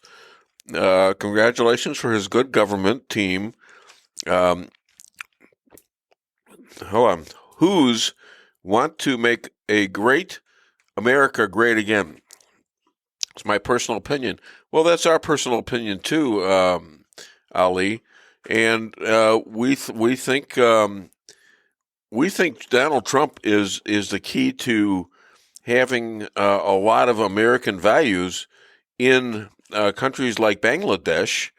I know India is friendly towards us, and I know Israel is huge on this. I think it's going to happen with Saudi Arabia. It's in with Bahrain and several others, and I think the war was started with Israel to prevent them from getting together with Saudi Arabia, and I think that's going to happen now. Talib Ali again. Bangladesh is great country in Asia. Only Sheikh Hasina, honorable prime minister, best maker for this country. So we are always stay beside her. Okay. Well, that's interesting. You have does that mean you have a woman leading the country? That's very interesting. And I think one of the best things that we can do for President Trump before he takes office, and especially while he's in office, is one of the main things is pray for his safety and continued wisdom, because you know that they're not done trying to get rid of him yet. Okay. Well, we learned a lot about Bangladesh. You see, we're heard all over the world. I wonder if he's there right now. And I wonder how he found out about the show. Isn't that interesting? All right. So let's do, ivermectin is getting a lot of praise, not only for a cure for the epidemic, but for cancer and other things. Did you know that, honey? Ivermectin? Yes, I forwarded all that information to my sister. And I saw it too. Wow, ivermectin is the wonder drug. I know that's big in India. I think Bangladesh too. Saved a lot of people there. And I wrote a little ditty about it. So let's play ivermectin. Ivermectin, ivermectin, I take it by the pill. Ivermectin, ivermectin, the pandemic it will chill. Ivermectin, ivermectin, I let it take its course. Ivermectin, ivermectin, now I'm neighing like a horse. All right, so a couple things, news items that have come up recently. Zelensky's suddenly willing to negotiate with Putin, and Joe's trying to start World War III with this. He's giving Zelensky all these big weapons, and it's going to agitate Putin. And I think there's a purpose to this. I don't know. Sounds crazy, but Joe is crazy. By the way, he is nuts. Trump to Trudeau, offering maybe a $25 billion tariff or $100 billion if he doesn't go along. And Trudeau said, "You can't do this to us." And Trump said, "Okay, well, why not make you the 50th state?" Okay. That's not a bad idea, quite frankly, for him and for us. That's a hell of a thing. You know, Canada, the country of Canada, has a lot of oil. They have a lot of other things like gold. Remember, Alaska is kind of like part of Canada, and that kind of makes sense. That could be the best thing since the 1803 Louisville, or not Louisville, but Louisiana purchase. Okay? Didn't know I knew that, did you? Huh? All right. So the Biden pardon could backfire the Fifth Amendment, and broad preemptive pardon could challenge Trump's and Nixon's So there's some precedent in this. And I think it's going to be a real war here in terms of these pardons, because I don't think I don't see this. An eye and an eye for a tooth and a tooth and a tooth. They took a whole mouthful of our teeth, and they want us to give them a tooth here and there. I don't think so. Okay, Talib, he's becoming a big part of the show. I am the volunteer and supporter for President of the United States of America election in 2024. Great leader Donald J. Trump, 2015 till now. Sir, I want to join inauguration ceremony 20th of January 2025. President of the United States of America. I have no relative in the USA. So how is it possible for me? I am the graduate, and I have a complete honors, is Masters University of Dhaka, Bangladesh. Please help me. Well, sir, I'm a contributor to Donald Trump, and he hasn't invited me to He hasn't invited me. Donald, are you listening to this? Where's Donald at? But, here's what's interesting about this, right? Yeah. Now, when we talked to Jeff Zink formerly, he was talking about wanting us to go to the inauguration because he thought he was going to become a senator, right? Or congressman from Arizona. Right. Now, he might be at the inauguration potentially under a whole different post. Yeah, Does that still open the invite door for us? Maybe he can weasel it in. All right? So maybe I'd have a name for you to be able to do this. But, I got this message on November the 8th, right after the election from Donald Trump. Yeah, so here. I just want to wish you a happy birthday. I would never say in your case that you're fired, so I'll just say you're hired. And I tried to respond to it, and just crickets. Crickets. In fact, I sent him a check, and I gave him so much money, he sent back some of it. I'm serious. He did. I'm serious. Really? Yeah. He did. He sent some back. What? I'm not going to tell everybody here how much I gave him. Well, yeah, but that's interesting. It's true, and I got a check back. I've never heard of a... And I got a check back for 100 more than they said they were going to give me. That was kind of weird. Maybe it was a tip. Is there like a limit? See, I don't have to pay now with a tip like that. I don't have to pay tax on that. Well, yeah, no tax on tips. Yeah. Is there a contribution limit? Or I'm looking at this, and do we get a second commercials in? We haven't yet, but Chris Damo is due on within 2 minutes, so I doubt we can squeeze it in. Okay, we'll have to get it in right after he's done before Bill comes on. Okay, remind me, will you? Yep. There was an earthquake in north of San Francisco, and I guess they're all 7.3. I heard, and they're all waiting for the tsunami to hit it, and apparently it hasn't yet. Has it? I don't know. Anybody?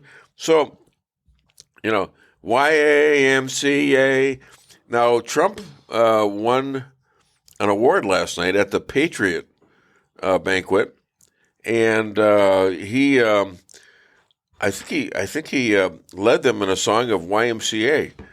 So YMCA was kind of a really that was a hit when, like, maybe 15, 20 years ago. Yeah. More than that, yeah. I used to play that for my kids when we were driving back and forth to St. Louis, and it's a great song. And now it's #1. Do you believe that? And I wonder if we can't use that song because now they're letting people use it. So yeah, we better add Chris because he's hopefully he's feeling good today. I hope he's feeling real good. Because I'm going to keep him on for like an hour or two. I'm sure he doesn't mind that. He's laughing. Anyhow, let me find his little spot here. And where am I? Okay. There we go. Okay, ladies and gentlemen, you're in for a treat. This man mixes politics with pizza, lasagna, and vino. Vino, help turn Wyoming into a real red state and not a rhino red state. Please welcome the author of Rules for Defeating Radicals and an expert on socialism, Chris Adamo. Well, at least you could have combed your hair. Is that you or is that the cat? Are you okay? It's hard to comb what isn't there, first of all. But yeah, I'm still dealing with a little bit of that cold. Okay. I appreciate that. Was really kind of a nice intro you gave me today. That was really appreciated. So, what did I do wrong? Dang. I don't know if you did anything wrong. I didn't know good. insinuations. That's incredible. Because usually you're all over me. Does that mean when I deem to tell a joke, you're not going to interrupt me? Well, depends. What do you mean? I did the good thing for you. You do it for. What kind of an Italian are you? We're making a deal here, for God's sakes. I already was nice to you. You should be nice to me. Okay. I want you to know it is. You're going to have to bear with me now. Yeah. It is the season of Isaiah 9:6. All right. For unto us a child is born, for unto us a son is given, and the government shall be upon his shoulders, and his name shall be called Wonderful Counselor, the Mighty God, the Prince of Peace. It's the Isaiah 9:6 season. So are they talking about Donald Trump? No, definitely not Donald Trump. Okay. No, that's because the very next verse says, "Of his government there shall be no end." And that, unfortunately, we know that the Democrats are going to line back. But up don't you believe that Donald Trump was anointed? Because that's in Leviticus. I do believe that. See, I know a little something about this. So good. But by the way, did you have the gefilte fish pizza? I'm sorry, I couldn't resist. That's all right. That was out of line. I apologize. What is that? What was that? Somehow you set off Siri on the iPad. Will you quit? You just set off Siri on the iPad. What did the iPad say? Really? It looked up Leonard Skinner. Leonard Skinner. Leonard Skinner is the king of the world. When did Leonard Skinner become the king of the world? If you knew my I want the Eagles back. I thought the Eagles were back. In that era, the most radical thing I listened to was Henry Mancini and John Denver, and the rest of it was classical. I'm dead serious. I was not in sync with the culture around me during that era. Yeah. So, All right. Leonard Skinner. The only reason I know anything about Leonard Skinner is because my wife has mentioned him. But or it or them. Anyway, he's got a band. But I think is that the band's name or just him? The band. That's the band. All right. Yeah, I just like I said, I'm clueless. So anyway, all that. Remember what he said just now. I'm clueless.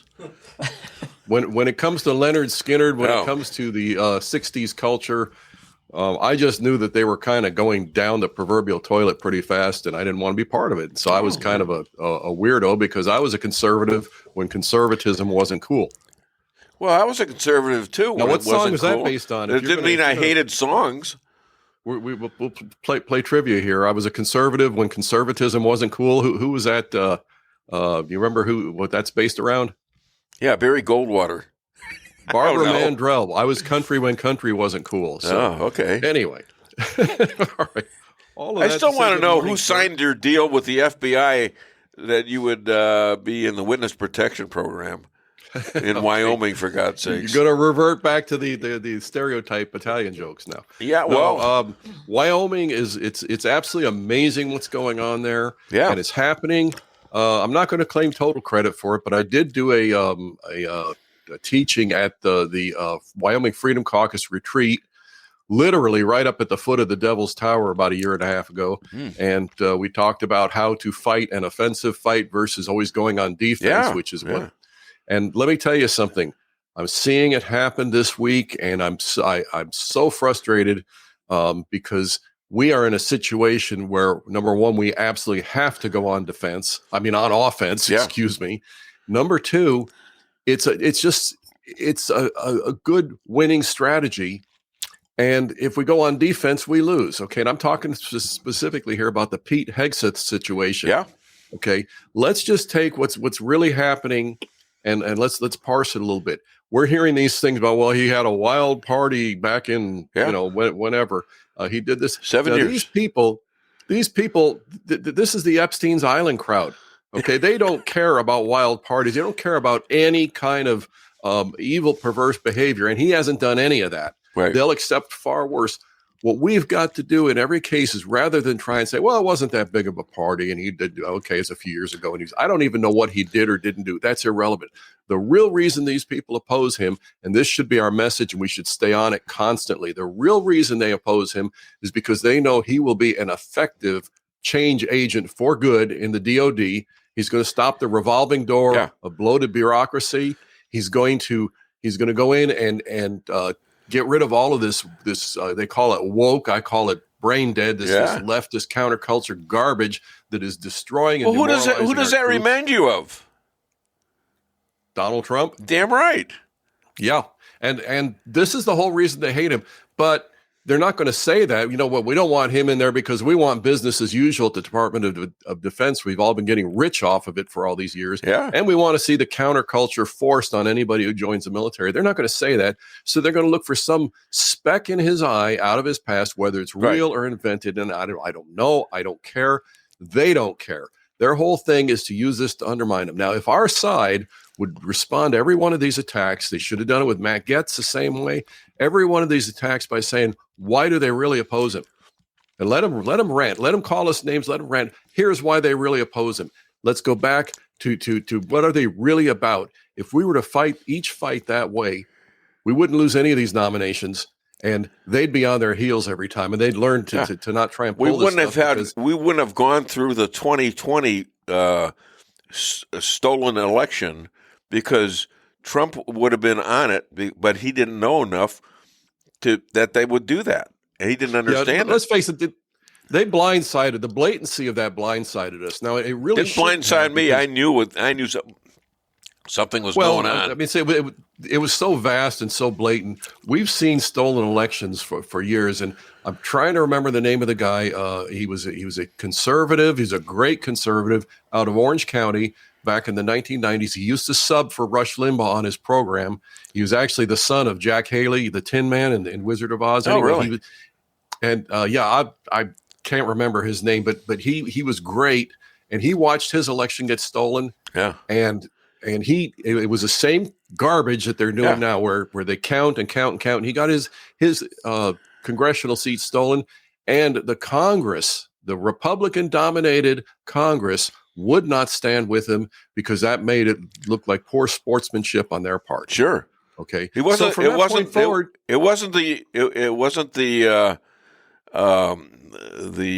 grass man, was it? Who was that? Grass man. The straw man. No, that was Ray Bolger. No, it was Jack Haley's nephew. Yeah. If Lisa wants to look that up, that'd be great. But Lisa, he's giving you work. Okay. Well, that's her first job. Her second job is to protect me from the bad jokes. Don't forget to bill him. Okay. Anyway, there was a first example of them just right out in public stealing an election, and the Republican Congress was too cowardly to stand with him, and so they just threw him under the bus. Well, what does the enemy know? When you do that once, you'll do it again. From that point forward, it's like they're just expanding and expanding their. What was Trump's advice? What was Trump's advice to Pete? His advice to Pete. Now, let me see. I'm not sure specifically. I hope keep fighting. Keep fighting. Good. All right. Yeah. Okay. Fight your butt off, and that's what he did. That's what Trump did.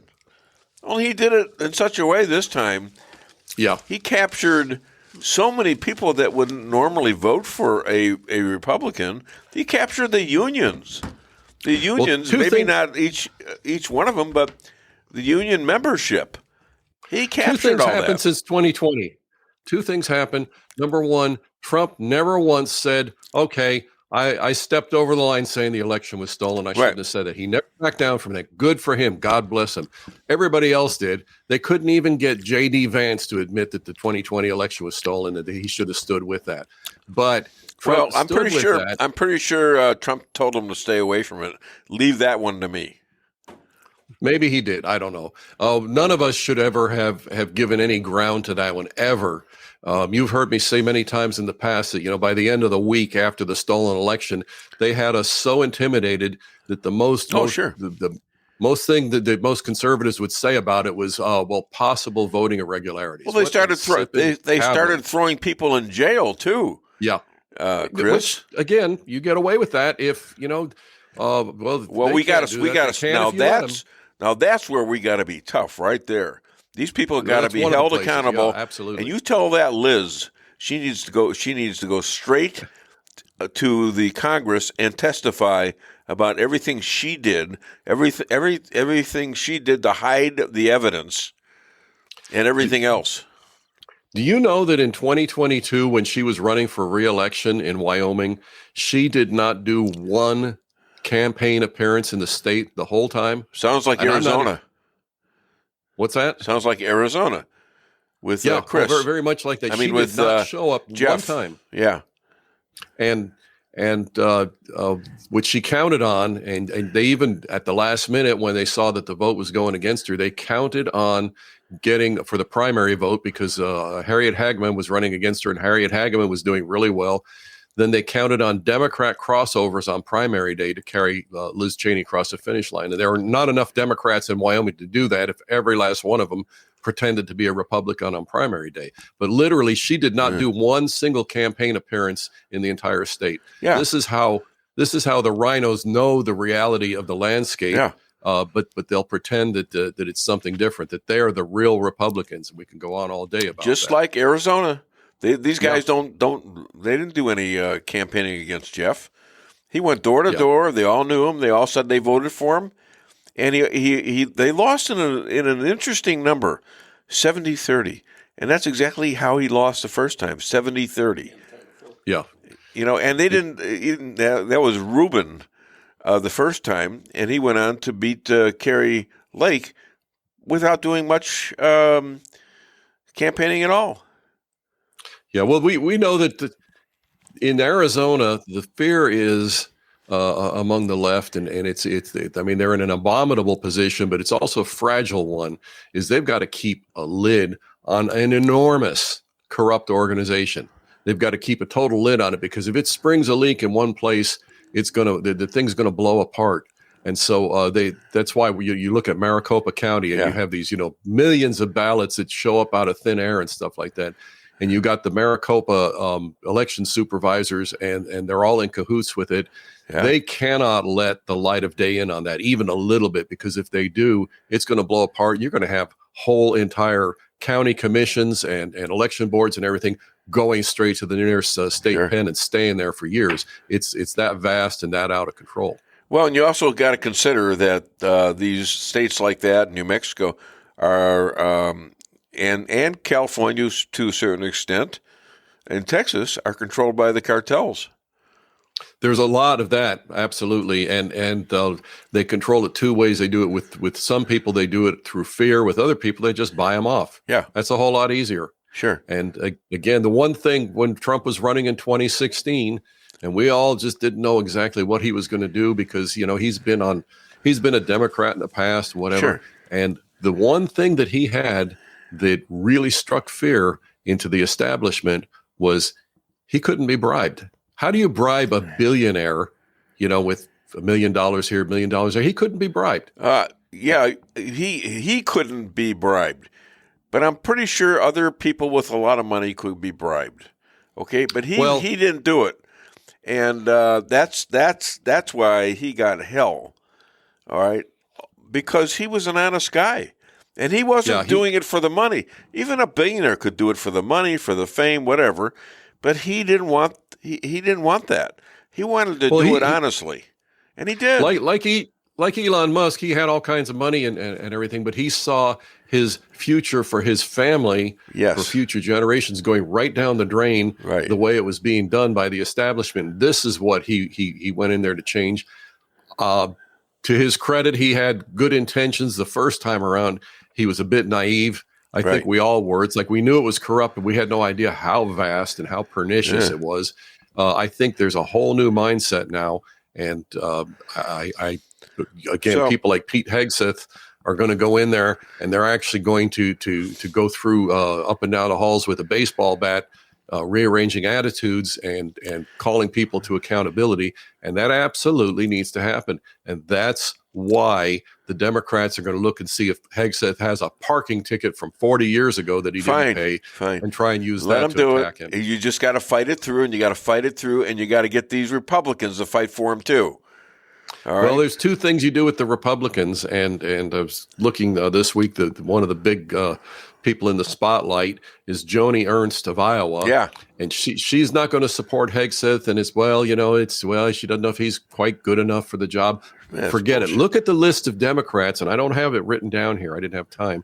Write down the list of the Democrat nominees that these absolute kookburgers, these absolute corrupt leftists, that she did go ahead and vote for their confirmation.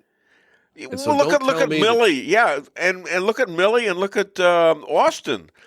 These guys put in woke policies into the military. They weren't running; they were running a kindergarten, not an army, where you're supposed to kill people. When you do a thing like that with the military, and I was a military instructor back in the 1980s, and I can tell you this, that you had your fighting men, your soldiers, your heroes, and then you had your bureaucrats. Okay, you had your political players, and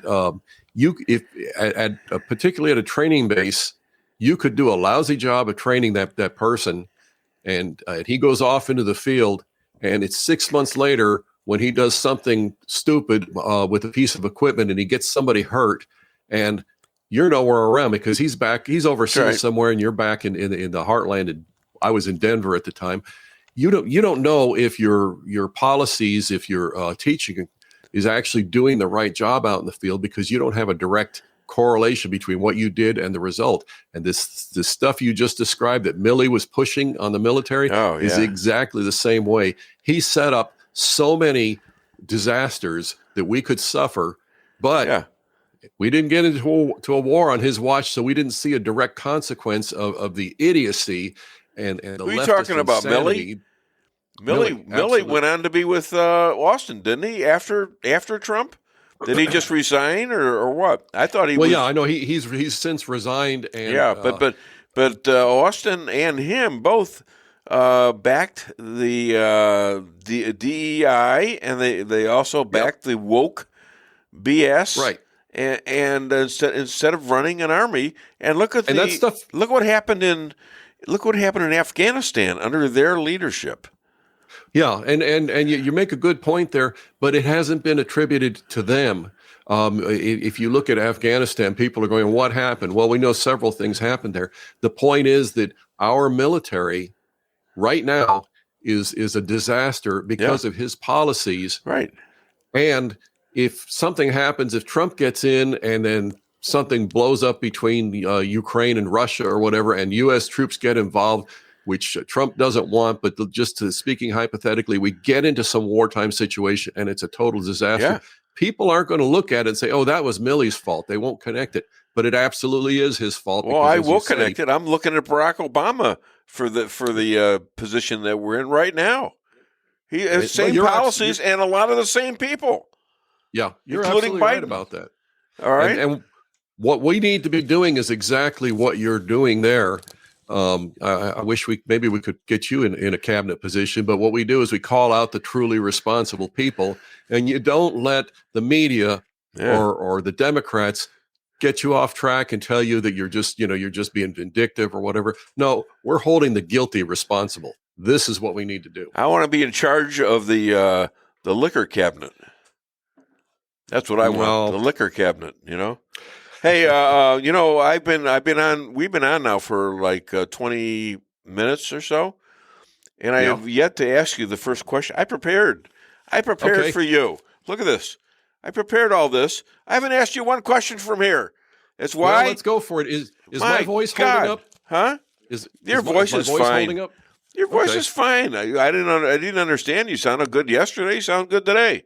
Well, I can feel that. I'm going to take a sip here. I can feel. Go ahead. Go ahead. While I'm reading a question, Kleenex here. While I'm reading my first question, which I'm not going to get through all this, but Ramaswamy and Musk, they're going to slice waste, starting with a bloated DOD. Way over budget again. That's another reason to get Hegseth there. Yep. So what do you think?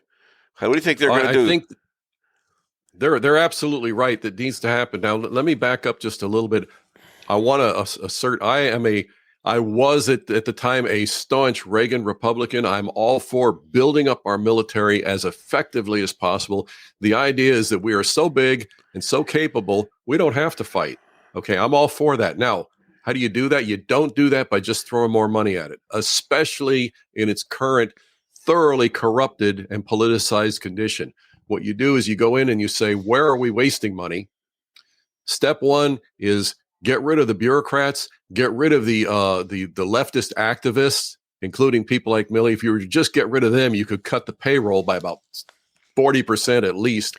Okay, and then you take what you've got in the way of true fighting men and women who want to do what's right for the country, and you put your heads together with them and say, how do we make this operation as efficient, as effective as possible, so that everybody around the world knows that the U.S. military, we hesitate to use it, but if we're going to use it, we're going to go in with a sole purpose and sole focus on winning, and we're able to do it. Yeah, and you want people who from the outside are trying to get in the Army, you want those people to see exactly what's going on. Yeah. Because they're not coming in under this DEI stuff or the woke stuff.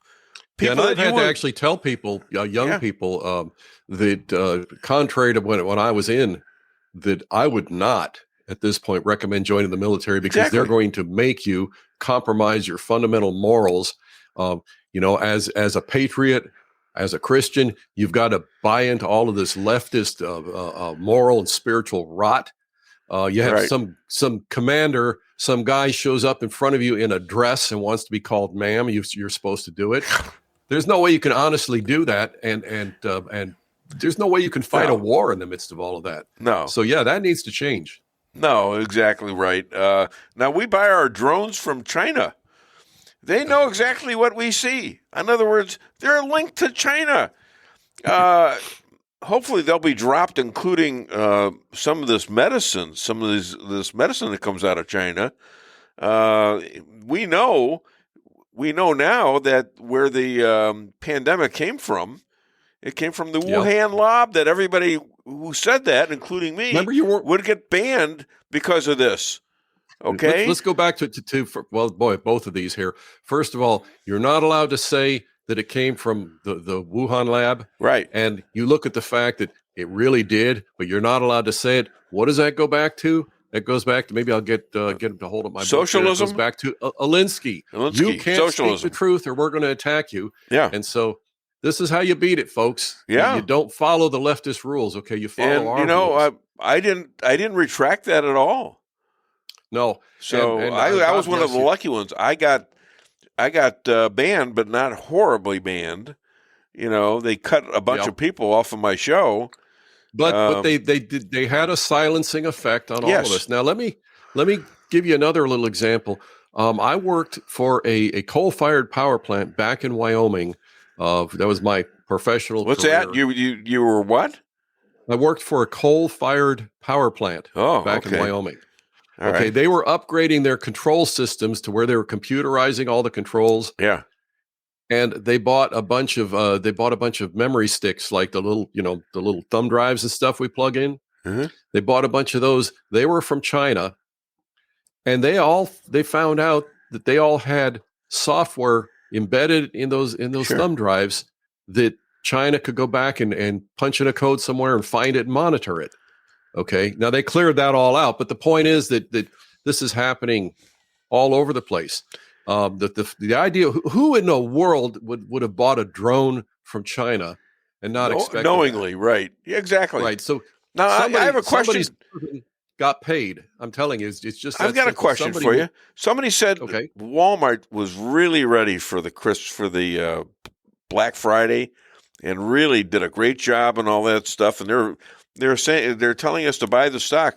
What happens when we have a trade war with China, what happens to Walmart?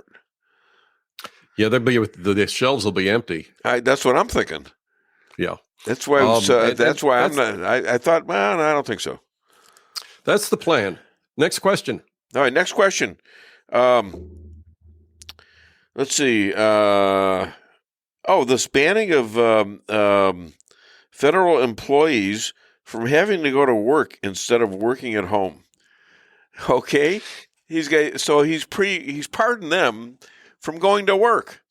Okay. I mean, by the way, at some point we need to talk about pardons. Absolutely. As far as that goes, that's another great example. Now, you mentioned Walmart. The shelves are empty. What do? You go up the street to somebody else to buy something. Okay. If Walmart does too much of that, they go out of business. Yeah. Okay. What happens if a government job is not actually functioning? They're not actually getting any output from anybody. What happens? You know what? They get their budget the next year. And so that's got to stop. No need. Yeah. It can be. I mean, there's good people in the government that work hard and fight for the country. And I believe people like Pete Hegseth will be one of those, and he will determine who on the DOD is actually worthy to keep there. But you got an awful lot where it's just a welfare program for them. It's a welfare program, and it's not what it was meant to be. Absolutely, and it ruins countries. Look at our deficit. I mean, how many? How many trillions of dollars? Trillions. Was it like 35 trillion or something like that? Yeah. and they want to spend more money? Give me a break. Remember we were talking about how they were finding fault with Hegseth, and I said it's never about the real issue. Yeah. Do you remember during the Trump years, just a few years ago, just 4 or 5 years ago, we couldn't afford $5 billion for the fence, for the wall, because of the deficit? You're telling me that's what they were saying. Exactly. And a picture about the deficit? of AOC all dressed in white, and she's down on the ground and she's crying for the children behind the fence. The problem was there was no children behind the fence. It was all a fake. It was staged, yeah. Staged. Now, what does she really think of her followers and minions when she does things like that? Does she really respect them? Does she fight for them? No, she thinks they're a bunch of idiots that she can manipulate with stuff like that. And maybe they are. I mean, why are they still re-electing her? Keep voting for her, yeah. But she had Amazon was going to be in her district, and she kicked Amazon out. All these jobs went away. Yeah, because she was anti-capitalism. Yeah. All right, you want more, right? Sure, let's talk about the pardons at some point. Well, okay, all right. Let's do that because I have to do a commercial here pretty soon, and I got another guest coming on at the hour, top of the hour. Let's see, 58,000 convicted illegals in New York City alone. 58,000 convicted illegals in New York City alone. Approximately 680,000 throughout the country. Your thoughts? First of all, those numbers are low. Okay? Yeah, probably. When you look at what they tell you, the total number of illegals in the country, they always quote about a third or a fourth of the actual number. Yeah, so we probably got 20 to 25 million. Not the 15 million. If I find a burglar and I drive up to Dave Weinbaum's house and I let him off at the door and he goes and breaks into your house, and then he comes out and hops in my car with your stereo and stuff, and I drive away with him. What am I? I'm aiding and abetting. You're the SOB. Wait a minute. You're the SOB that did that? Because that just happened to me. Oh, my God.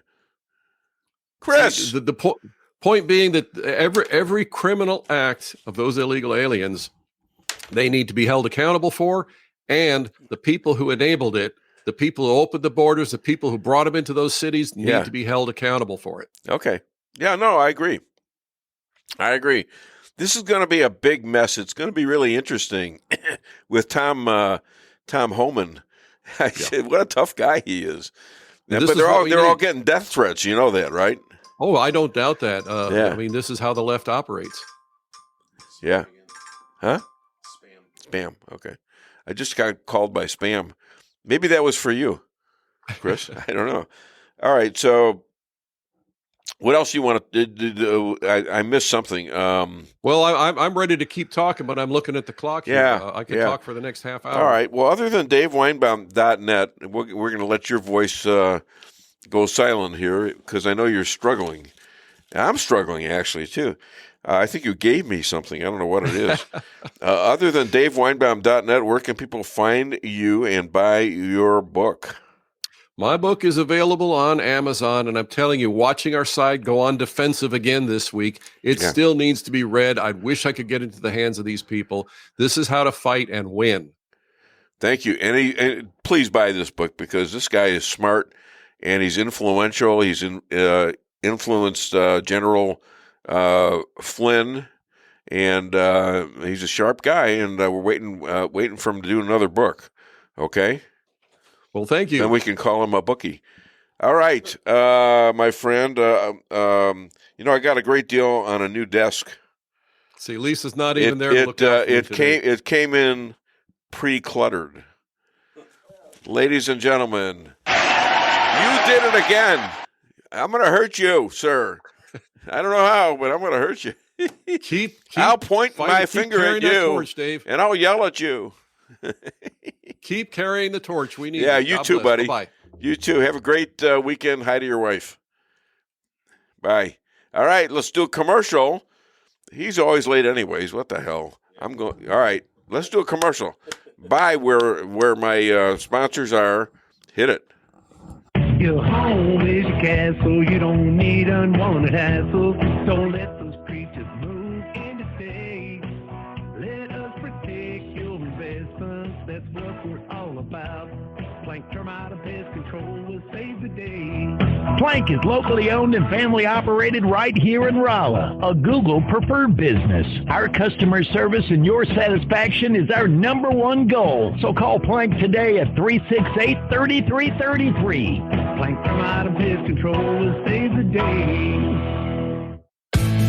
With warmer temperatures right around the corner and allergies ramping up, now's the time to get those AC units serviced. At Hartley's, we pride ourselves in offering outstanding service with fast response times. With proper maintenance, you can make those hot days be a lot cooler and remove those pesky allergens that always seem to find their way into your home. Call us today so you can be living a much cooler and healthier life. Hartley's, community born, community raised, community serving. Call Hartley's Climate Control today at 573-368-3163.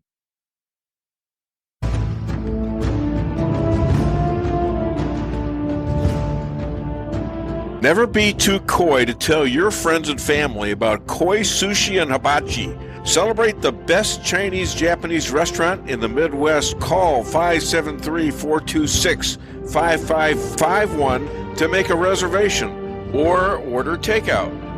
Locally owned, 1808 North Bishop, Rolla, Missouri.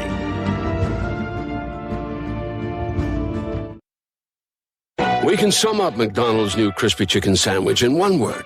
Crispy. But also juicy and tender. Okay, it's crispy, juicy, tender. All one word. But then, also pickle. Oh, and potato bun, which is two words. Okay, we can't sum up our new crispy chicken sandwich in one word, so you'll just have to try it to understand it. Order ahead on the McDonald's app at participating McDonald's. Ba-da-ba-ba-ba. Merrell's Quarry and Asphalt, 40 years serving cities, counties, and everyday businesses with driveways for people who live and work in our little piece of heaven right smack dab in the middle of America. Call 573-578-9101 for your free estimate of rocking, rolling, paving, driveways, sealing, and striping, too. That's 573-578-9101 for your free estimate. Your home is your castle. You don't need unwanted hassle. Don't let those creatures move in to stay. Let us protect your investments. That's what we're all about. Plank Termite and Pest Control will save the day. Plank is locally owned and family operated right here in Rolla, a Google preferred business. Our customer service and your satisfaction is our number one goal. So call Plank today at 368-3333. Plank Termite and Pest Control will save the day. Busy schedule? Let your locally owned Price Chopper help you save time with online shopping. It's easy. Sign up to tcmarkets.com or download our mobile app in the App Store or Google Play. Create an account and browse through the categories and choose the items you need. When you place your order, your personal shopper will get all of the items you've selected, taking the same care you would and following your notes. We offer free curbside pickup, so you don't even have to get out of your car. Start your online order today and no online shopping fee for a limited time. Go to tcmarkets.com or download our mobile app to get started. Price Chopper. Fresher savings every day.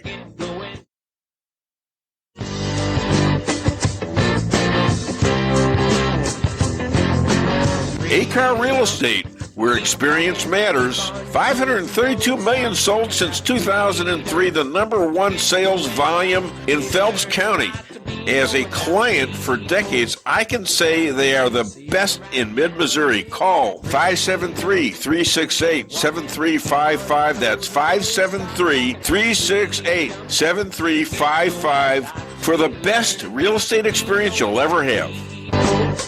Gotta reach 'em, see it right now.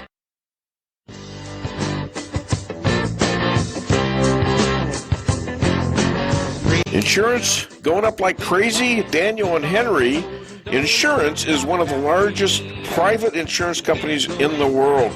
Richard Boyette, 314-444-5011. He's my guy at Daniel and Henry for 10 years. Business or personal, call Richard at 314-444-5011. He's the best. At Town & Country Bank, we are committed to providing exceptional service to our customers. We do more than just provide loans for our community. We help make dreams become reality. Whether it's a new home, farm, business, or a new car, we would love the opportunity to help. Stop by one of our 2 Rolla locations and let our friendly lending team remind you how special hometown banking can be. Smart, friendly solutions.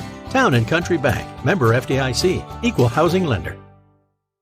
Ladies and gentlemen, big treat time. We've got Iraqi war platoon leader, National Guard. He's in the National Guard, lawyer, professor, philosopher, and the representative from Missouri's 21st District? 121. Yeah. 121, close enough. 121. All right, 121. The one is always stable, right, isn't it? No. It changes every 10 years. Is it really? Okay. So it could be the same number. Just to screw with your mind, or what? Well, there's a bipartisan citizens commission. I don't want to get into it, but yeah, good. Yeah, right. I don't want to hear this BS. Please. Come on, man. Who does that remind you of? Dana Carvey doing Joe Biden. That's right. Thank you. Very good. So not only are liberal women shaving their heads for denying sex to men, they are. What does that say? I can't read my. Oh, they are under. I can't. Well, no, they're under. Like I'm bracing myself for this first question. They're undergoing sterilization and blaming Trump. What am I supposed to do with that? Well, I don't know why I thought of this for you, but what the hell? Okay. All right. Go with the flow. Go with the flow until you know, but don't do that until you know where the sewers are. Okay. Don't go with the flow unless you know where the sewers are. So I'm going to ask this question because I screwed it up. Not only are liberal women shaving their heads for denying sex to men, they're going to be sterilized, and now they're blaming Trump for that. Think about that. Yeah. These liberal Democratic women are going to exhaust the population of liberal Democratic people. Am I wrong? What is it? What is that? Is that stupid or what? It doesn't make any sense at all. I'm not sure how expansive that movement is. It doesn't hurt Donald Trump. It doesn't hurt anything going on in the MAGA movement or the realignment of our politics or reshaping government. It's people trying to protest, but it's not having an impact on what's about to happen in our country. Yeah. I think, and you're really hurting yourself when what you should do is have a family, be in a committed relationship, live your life, do the best you can, raise your kids. And those are the things that really matter in life. Yeah. Why do so many people though? Go ahead and play the abortion thing again. We played this. I don't know if I've played this for you. Okay. But I don't know if you can see it or not. Can you see this? No. You can take this. Got to turn this monitor around. Turn it around. Yeah. I want people to look at this again. Let's take a look here. I play it a lot, and it's from Joe Dalton at the Pregnancy Resource Center. Yeah, Joe and Jane are and great. this is a baby that's 32 months or 32 weeks. Yeah. In the womb. And you got to take a look at this. It's just incredible. Nenê do pai. Mas, meu Deus do céu, gente.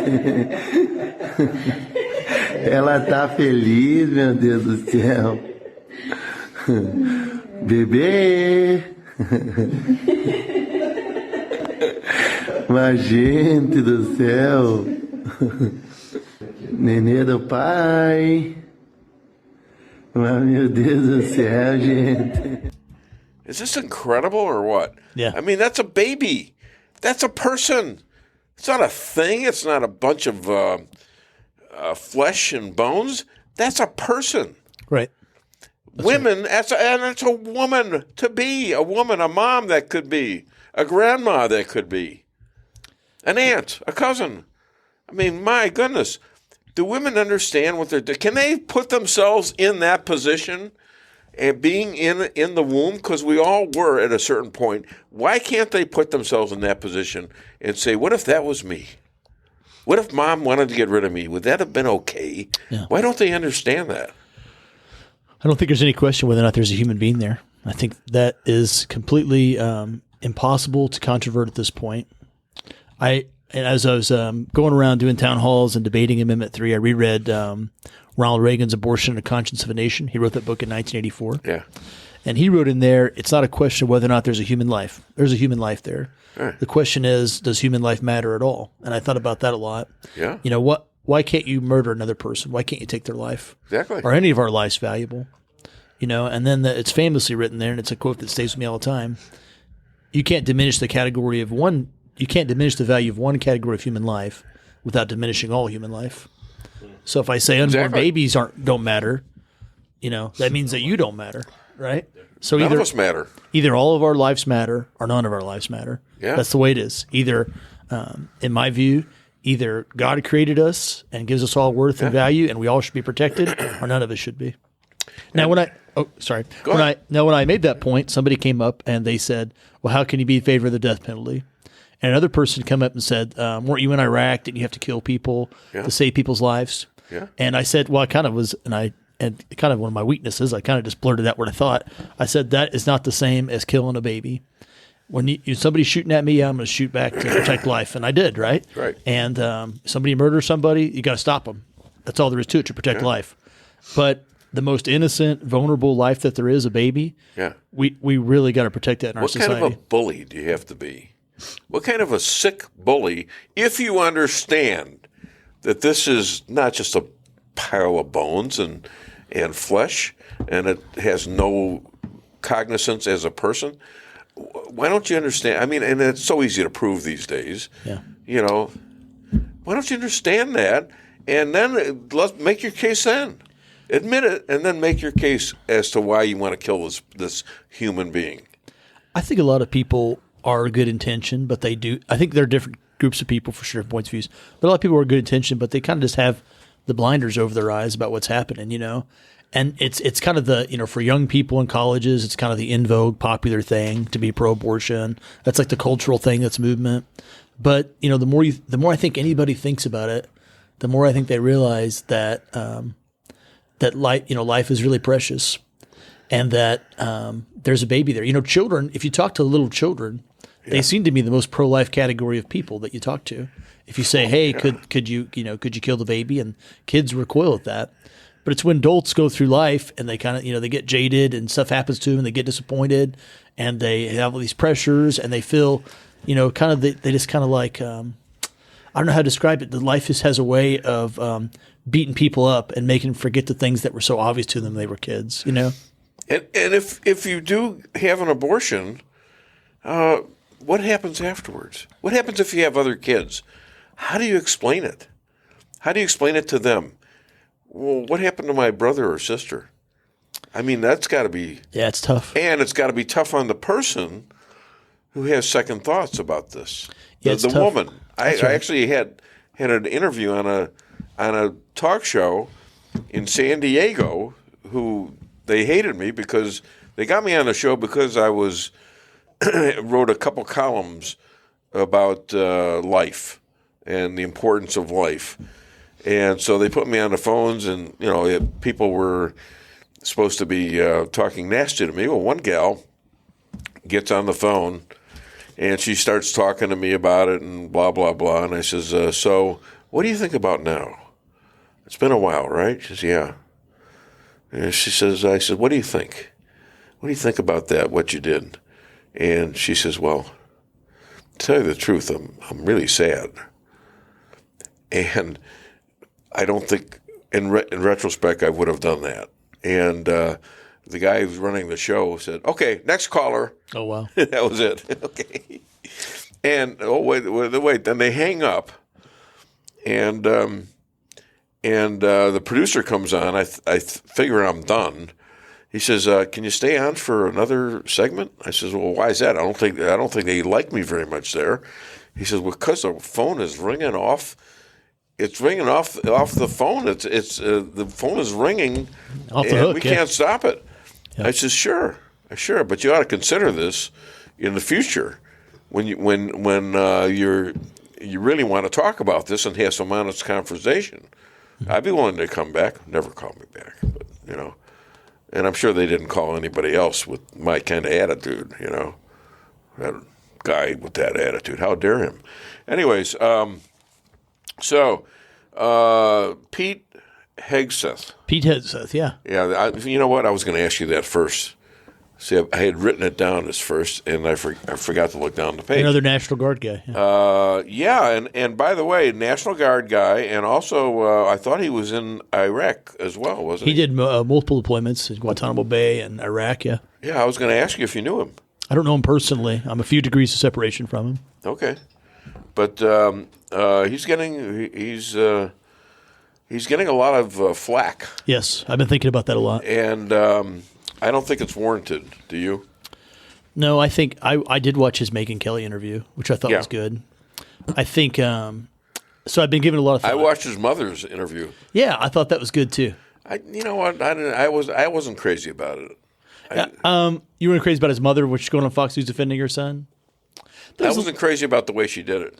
I saw clips of it. I think there's a little bit of I get people going, "Hey, your mom's coming to your defense." I think you say, "Hey, mom, we don't need this," whatever. You pardon your son, but what crime did he commit? Well, I think what it was in reaction to the email. She sent that email, whatever, which I didn't read it, but she sent an email, and then she was going through a divorce. And then she kind of went on the news and was like, "Hey, that's not the way I felt." But he was going through a divorce. He was going through a divorce, and she kind of which, by the way, when there's a death in your family or people going through divorce or whatever, right? I mean, I think that people in their family get emotional and they say stuff, and that's not that doesn't make you weird. That makes you a person going through life, right? Yeah. People are going to have emotions and tensions. You're going to run high. You're going to people. I try to send emails that you're upset, but people send emails when they're upset, right? Yeah, and that shouldn't be used against him to be Secretary of Defense. I agree. Absolutely agree. We all go through a lot of crap in our lives. Absolutely. Yeah. Right, Lisa? Yes, indeed. And yes, indeed. Didn't even have to look at her for that one. Are we going to talk about that now? You want to talk about what happened last night? You what? No. Sorry. That'd be really funny. No, that doesn't remind me of a lot of stuff. But oh, God. I don't know if I could do that. They pull me right off the air, would they? I think Mr. Hegseth would be good. Yeah. Because so there's a lot there. There's a lot to it. They go, well, is he not qualified? Well, we tried, just like he said, we've tried generals running the DOD, and they just undermined Trump the entire time. right? The military went to this. Well, they didn't underdo Trump. They killed the country in terms of the woke people and DEI. My God, they weren't there to fight a war or fight a battle. Yeah, you make the military a cultural progressive experiment. No, we're not. We have no effective strategy in any of the fronts during the Biden administration. What real patriotic American kid wants to go into an organization like that? Where where you could be prosecuted for using the wrong pronouns. That's an actual DOD policy. Amazing. You could get prosecuted for it. I'll never forget the COVID jab mandate that they destroyed soldiers' lives. So all the soldiers that got kicked out lost their benefits, or they have heart problems now. That's their fault. The general class who did that. So those guys who say we're uber qualified, they did have their chance. And they weren't qualified. And why weren't they qualified? Because the American people voted in President Trump, for example, and they wanted him to do a certain thing. And so he started to enact the agenda that he was voted by the people to enact. And there's a whole political class, you can call it the deep state, you can call it the smart people, the intelligentsia, who undermine that every step of the way. And they said, no, what we've got to do is this progressive agenda. We've got to have this completely, non-strategic in-state. What is our plan in Ukraine? There's, the Middle East fell apart, Afghanistan. Yeah, the COVID evidence is overwhelming that it was a disaster and is still a disaster. So I'll take Pete Hegseth over Lloyd Austin, who did all that stuff. Absolutely. And there's no accountability. And Milley, what about Milley? I'll take him over Mark Milley. What Mark Milley did was said, hey, the president gives you an order, you run it by me first. He said that to who? He said it to, there's a series of 1-star and 2-star. Well, this is reportedly, this is in Bob Woodward's book. He said it to a series of 1-star, 2-star generals in the Pentagon, Northcom reaction type folks. He's not in the chain of command, but he said, hey, if the president orders a strike. Did he not say this to agents in Russia and/or? Yeah, it could be a violation of the Logan Act. And/or China? Yeah, he talked to his counterparts overseas and said, we're going to keep Trump from acting. In other words, you call me if something's and I'll take care of it. Yeah, it's completely illegal. Completely. So they said their allegiance to the Constitution. And they want to pardon this guy. Pardon Milley? Yeah. No. No, I don't think so either. So you could say, well, Hegseth had a divorce. He did all this stuff. He did. He dated women. How dare he? He drank. His co-host at Fox News, his coworkers were like, he was not drunk on the job. Yeah. They're trying to smear him.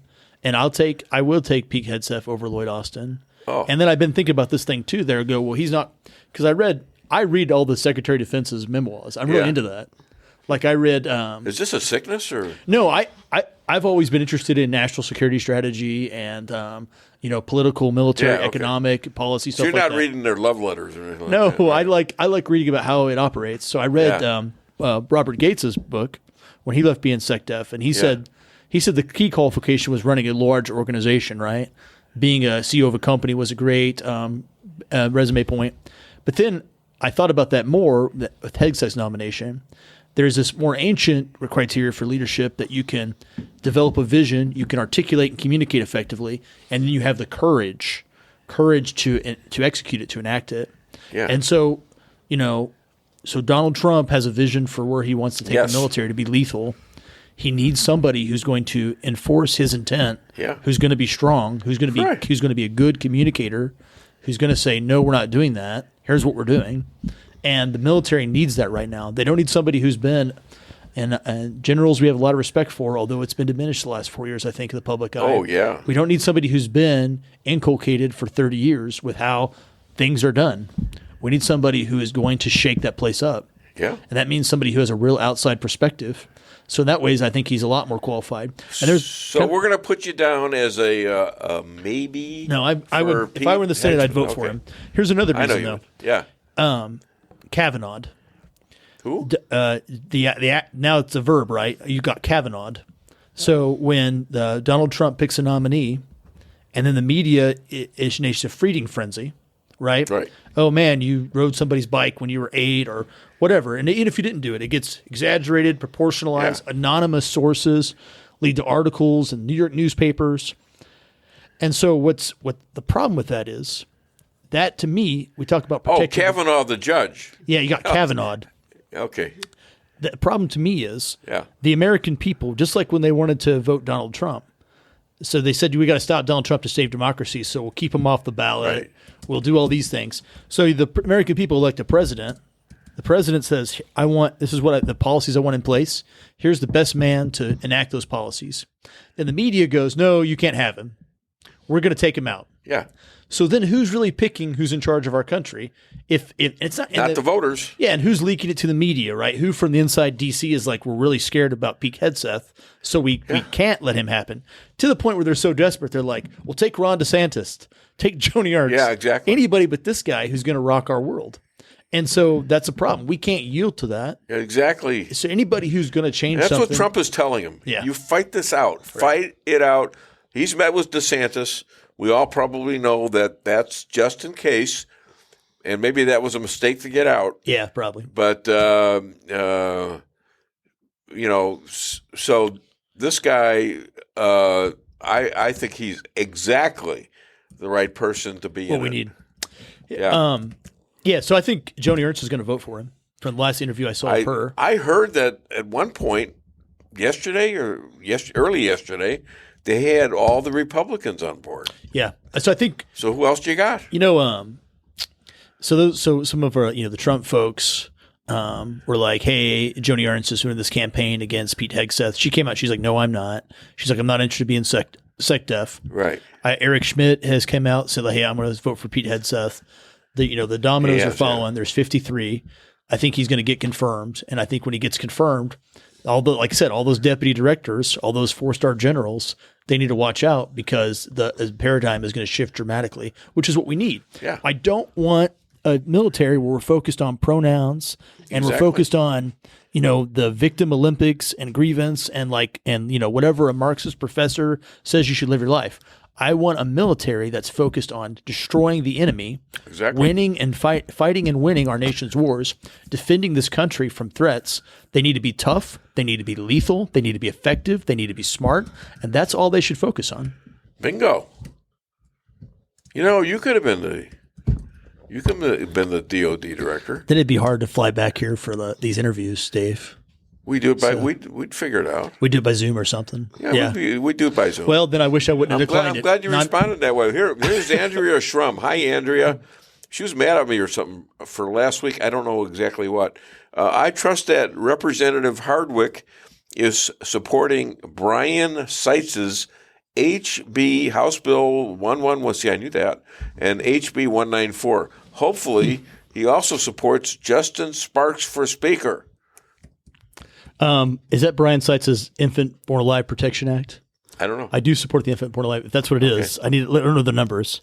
Justin and John, I'm going to see how it plays out and who'll be the best speaker. I know there's a lot of movement for Justin, and John voted no on the transgender bill. He brought it up, but I think we need to kind of see how it bears out. What about Brian? Brian is a good guy. Justin and Brian are both good guys. Justin's a friend of mine. Brian's a friend of mine. Brian represents Branson. Justin represents he's from the St. Louis County area. Uh-huh. They're both good guys. They're both good conservatives. I don't know what those bill numbers are, so I can't say if I support them or not because I don't have the numbers memorized. But if it's his Born Alive Protection Act, I support it. I know Brian's running some stuff that's contrary to Amendment 3. We've talked about that. I told him I was supportive of that. Okay. So let's do another subject here that's happening every day now. Military-sized drones, 7 to 9 of them, at least that's what it said earlier. There's supposedly more. They're hovering over northern New Jersey, over a golf course of Trump. What the hell's going on with that? And they're big, and they're making all sorts of noise, like from 5 till 11 every day, 5 in the afternoon till 11 at night. It's weird. I don't know what's going on there. I expect you to know this. I'm not sure. I don't know where the drones are coming from. I think it's a serious problem. Well, yeah, if you're going to be the DOD guy, you better know you're going to know this. Well, I shouldn't have told him no before I realized that I could zoom into your interview. I know. See, but if I go back in time, I would have said we can make it all work out. Well, if you don't know that you can zoom in, then maybe you shouldn't be in charge of the DOD. Yeah, maybe you shouldn't be. Exactly. Sir, there's this thing called Zoom. Or what? It's like Star Trek? What the hell's that? You can talk to Weinbaum. Don't give me that woke garbage. You can talk to Weinbaum. All right. About the Zoom. What the hell? All right. What about Richard C. Lockwood? Okay, aborted babies are real people. In fact, they go to heaven. Now, this guy, I don't know if you ever heard him on my show, but he has a connection to elite aliens, space aliens, and to time travel. All right, and he's Richard? come on, yeah, and his in-law wrote a book in several books, but one of them was 1895 called Baron Trump and His Dog Bulger. Okay, about a kid who grew up in a high rise in Manhattan. This is 1895, and one of the guys that was promoting it was John Trump, the uncle to Donald Trump. All right, this is this guy, okay? And you can look that book up. You can buy this book. And there was about 3 books or something like that. All right, so aborted babies are real people. In fact, they go to heaven. The Bible tells us in 2 Samuel 12:15-23 that is when God struck the newborn baby of King David and Bathsheba, because David had murdered Uriah, the husband of Bathsheba. David started mourning when he learned the baby died. Then he stood up, washed himself, and ate. David's servants asked him why he wasn't mourning the death of the child. David told them that he would see his son in heaven someday. Wow. Wow. Go back and read that. That is a pretty profound story. Yeah. The David story. And then their second baby, Solomon, who becomes the king of Israel. Yeah. Yeah. It's a pretty amazing story. Yeah. David's a pretty remarkable character. Yeah. And my wife, my wife is now a minister. I didn't know that. Pastor Pat ordains people on Yeah. occasion, and I was privileged to be one of her ordained people. Oh, cool. That's very cool. I'm married to a Christian person Pastor. whose duty is, one of her duties is to convert me to Christianity. How's it going? Not well. We didn't even really talk about that part. It's not going to Maybe I feel like happen. I should. It's not going to happen. It ain't going to happen. No. God has to come back and tell me. God himself has to tell me, because it's in the 10 Commandments. You shall not take another for a king other than me. Am I right? You should have no other gods before me. Yeah. Yeah. And that, to me, is like, well, what's Jesus? I mean, come on. He's one of the trilogy, right? The trilogy. like the Indiana Jones Trinity. Now this guy, Richard C. Lockwood is a big Catholic. He's a big Catholic. Look what I got next. All right, and by the way, do you want to hang out? This could be a really interesting interview if you got some time. I even buy you lunch later if you want. I can't today. I got to go to Jeff City to file some bills. What about this? I want to hang out. Hang out. This guy's a good guy. He is a good guy, and he might have some news. I don't know. I don't know if he's got any news. But this man is a kinesiologist. I love saying that. He's a Division I football player, a Division I basketball ref. Please welcome, all the way from Phoenix, I believe, Jeff Zink. Okay, dang it. I want to know what the news is. And I want to know now. The news so far is that I've had an interview. I've been also with the transition team here in Arizona. Tomorrow, I'm supposed to meet with the face-to-face with the transition team. Yeah. Then on the 10th, they're supposed to make a decision, and I'm going to have a face-to-face meeting with both the Arizona and the national transition team. And then at that point, I'm hoping that I have an interview with Robert Kennedy, because, as the Assistant Secretary of Health, I'm going to be right underneath him. I'm literally going to be either the right hand or the left hand. And so we're going to be that's where we're at in this whole Whole deal. Okay, let me give you a suggestion. Take off your shirt right now, and I want you to do some pull-ups, half naked. Okay, and then do a backward somersault like he does. No, wait a minute. Where are you going? Where's he going? Get your butt back there. I got Bill Hardwick here. He's like, this is a family That might show. have. I don't need to Wait a see minute. That might have to be happen. This is one of the weirdest shows I've ever been on. Great. I love that. You know, it's bad for all of us. He's serious. It's not one of the weirdest shows we've been a part of before. Thank you so much. Thank you, everybody. I love that. All right. So you don't like my suggestion? Okay. So what? So I don't understand. So you are almost there, maybe, right?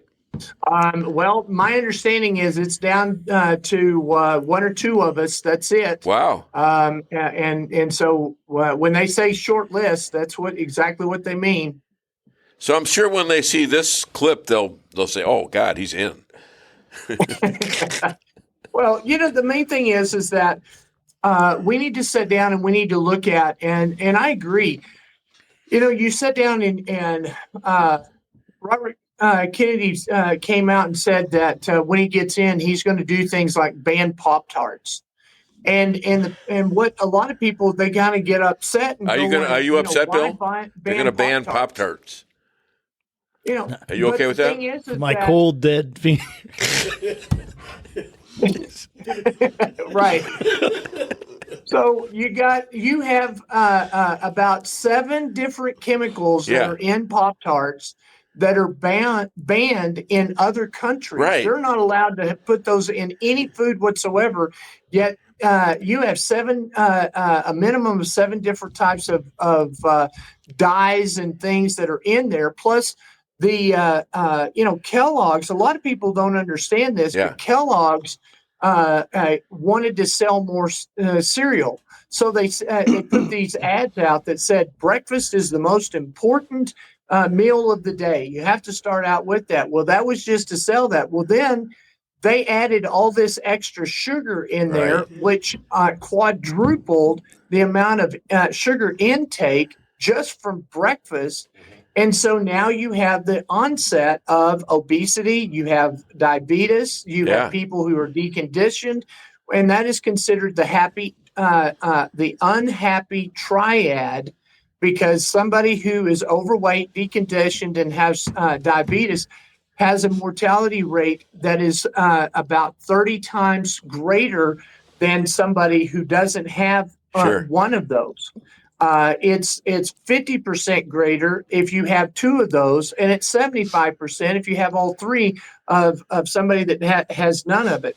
So I was wondering about the discrepancy between foreign countries having very few of these items in their food versus, virtually the same food as we have. I mean, it's incredible but it's differences. Processed different, and so that processing is taking place. We're going to have to look at the FDA and how we process our meats and stuff, and we have to make sure that we don't have anything with Bill Gates where you have processed meat that he literally has a 3D printer, and they print what looks like ribs. And it looks like ribs, cooks like ribs, kind of tastes like ribs from what I've been told, but it's all chemical. And just you have no idea once you eat that over a year or 2 or 10, what are the ramifications of that? So he is not the guy you're competing with, right? Let's get that out of the way. Bill Gates is not going to, because he said he was interested in that. He was interested in helping out there. I've read that about him. We're interested in him for sure, but it's for a totally different reason. Right. The opposite. Yeah. Exactly. We're looking at somebody who is the number 1 farmer who has no farming experience. He has no understanding of what it takes to farm, yet he owns more farm in America than anybody else. and yet he does no farming. And so, what is he trying to? Why? What's his motive? What's his motive in owning all this farmable, most of it, land? Well, you can go to TED Talks, put up there and go into TED Talks, pull up Bill Gates and his vision for the future. Watch that TED Talks deal. He tells you everything that you need to know about why he is a farm owner, because he wants to create starvation in America. He wants to reduce the population of the world. He talks directly about that and what he was doing. He talks about vaccines. I've heard him say it. How it would reduce the population. Yeah. Everything's population reduction. Control. And this was based on a 1798. I forget the name of the guy, Malden or something like that. This guy had the same 1778. He said we can't afford to have the food made that we need to support our population, so we have to cut it down. In other words, and again, mass murder is what he's talking about. Here's to give people an idea. If you took every person in the world, all right, all 8 billion of us, yeah, and we lined you up shoulder to shoulder, back to front, and everything else, and we put you in a state called Kansas, it would cover all of Kansas, and you would have the rest of the world to with the land. That's the ratio of 8 billion people that we have. So we don't have more people than land. All of this is made up. All of this is to control people. This is to keep rules for thee, but not for me. And it's so that I live a lifestyle that I want to live, but you don't have access to. All of this is this globalist, elitist mentality, and he's part of it. And he doesn't want, Dave, you can't get on a plane, and they don't want you coming to Florida or Hawaii and enjoying yourself for a vacation and flying someplace and then coming back and working hard. They don't want all that. That's incredible. That you look at where RFK is right now, and the Democrats had him, and they had this guy, and boy, and for him to come over and be a Republican doing this is amazing. Now, I'm sure I don't agree with all his policies, but sure, this is a great thing that he's going to do, and hopefully you'll be the guy that's doing a lot of the scut work, a lot of the great work. So if you need me to call President Trump, I'd be happy to do it. Yeah, that's it's kind of interesting. I've actually had some friends come out of the woodwork, and one of them happens to be in North Dakota, senator, and he was on a plane with President Trump, and I got sent a picture there, and it ends up being from a real good friend that's a mutual friend of both Senator Comer and myself. Yeah. And I said, hey, have him talk to President Trump directly about me. And so Dale texted Senator Comer, and he goes, oh, sure. And he sent him a bullet point of things that I have done and how I've helped and stuff. So I know that my name has been brought up that way. I know that my name has been brought up to President Trump in 2 other incidences at Mar-a-Lago. And then I've had 3 people that had direct ties to Robert Kennedy. They've all talked to Robert Kennedy directly. So I know my name is coming up constantly to them. And again, it's not who you are, because I'm really not anybody special. I'm not. I think you're special. I hang around special people like Dave Weinbaum, and I'm able to meet great people like Bill Hardwick. and stuff. But I'm not somebody that's that special, but I do have connections, and it's not who you are, it's who you know. Yeah, and that's terrific, but there's so much more to you than the health situation, because you're an expert on elections, on forensic audits of elections. And that would be a lot of great information for the Trump administration going forward. Has that been absolutely? I mean, and we've had those discussions. That's where one of them was specifically to making sure that our group, We the People, AZ Alliance, and what they do, and then working with the AZ GOP, we just filed a lawsuit over the weekend on Prop 139. Which the statute stated in Arizona that you had to have 60% of the population vote on accepting this tax that they were extending. It was an extended tax, and so they got 59.8. Now, the last I checked with math, 59.8 is not 60%. So it did not pass, but our governor has already spent the $20 billion for a new freeway there. And we're saying, no, you can't do that. So we filed lawsuit against that to shut it down and to say you don't get to tax the people because it did not pass by 60%. So, and they quit counting, so they can't add any more votes to it to take it up to 60. So they're stuck. They're dead in the water now. Wow. Well, that's your other benefits. What do you hear about the 1/6er situation and what's going on with Ryan? So we got surprised this week. I got a phone call on Tuesday at 6:30 in the morning and said, "Dad, you need to come get me. I'm being released today." Ooh. And so we had to scramble to drive 4 hours down to Sadford. We got him. We had to bring him back to Phoenix. God. We put him on a plane on Wednesday, and now he's in Lubbock.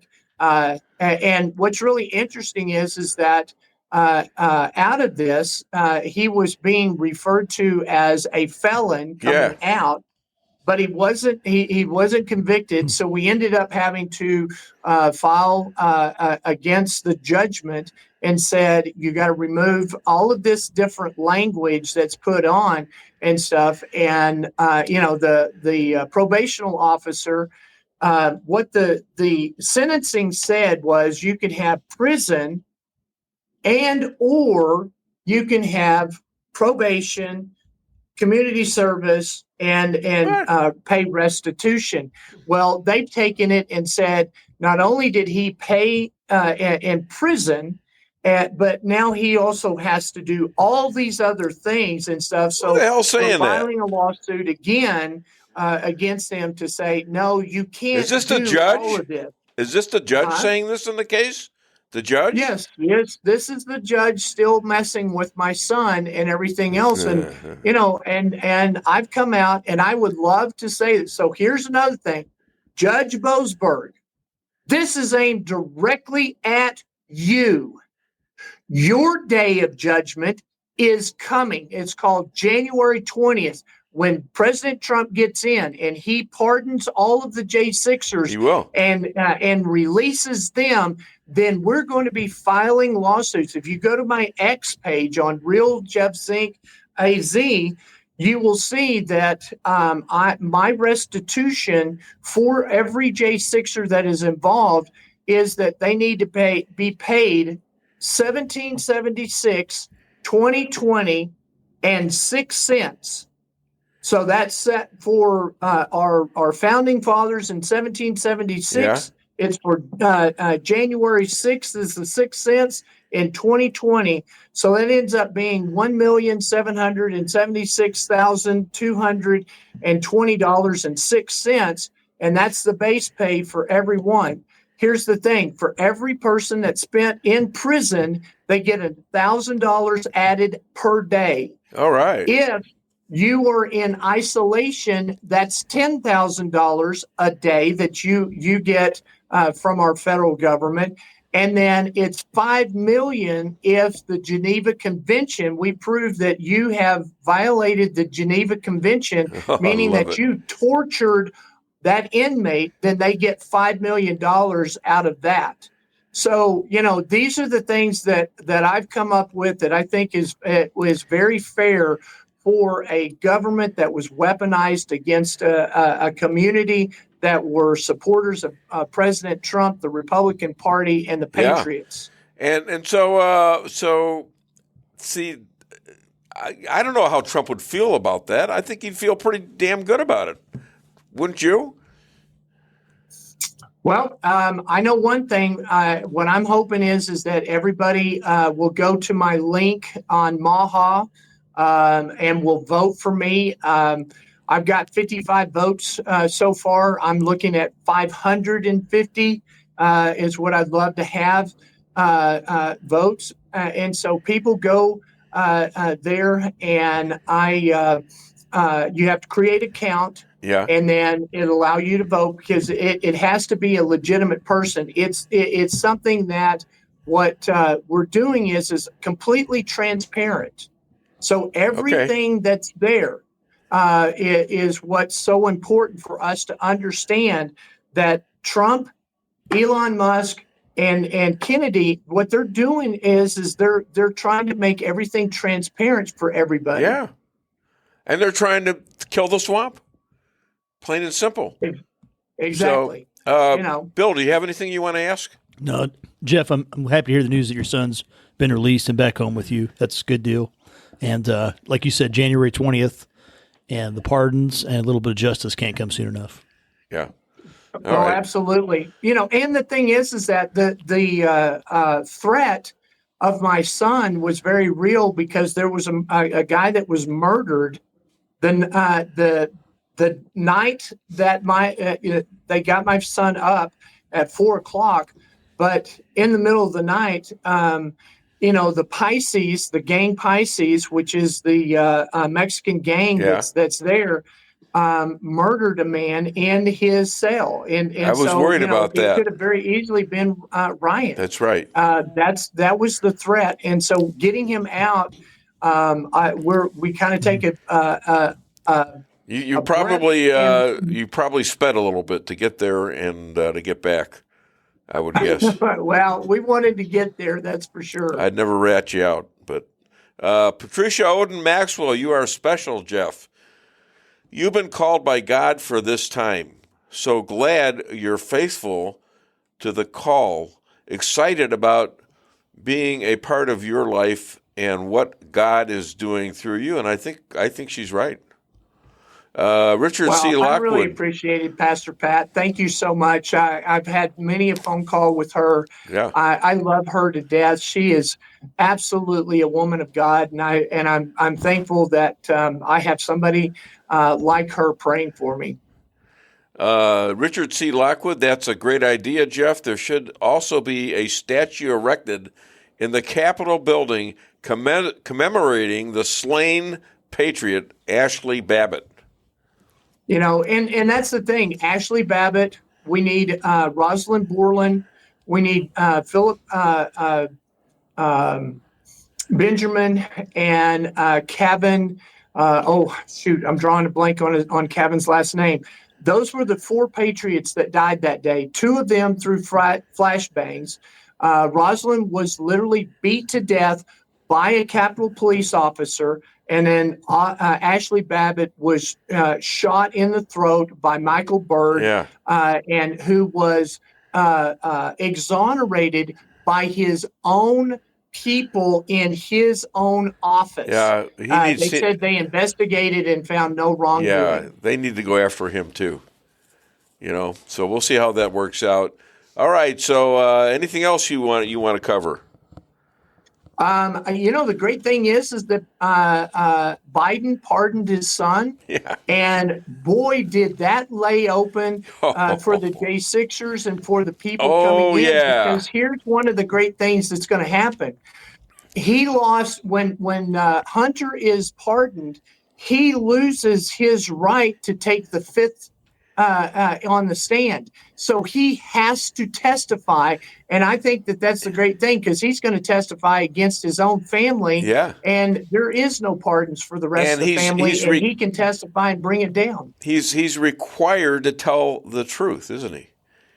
Well, even if he and the great thing about it is, if he lies, that's perjury. Right. He goes to prison. Well, I'll tell you what, things that go around have come around, and we need to keep the pressure on for sure. Other than DaveWeinbaum.net, where can people find you? Right now, the thing we can do is go to giftsendgo.com/Ryan Zink.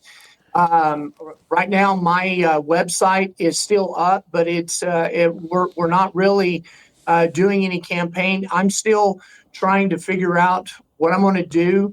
I have to get through this process.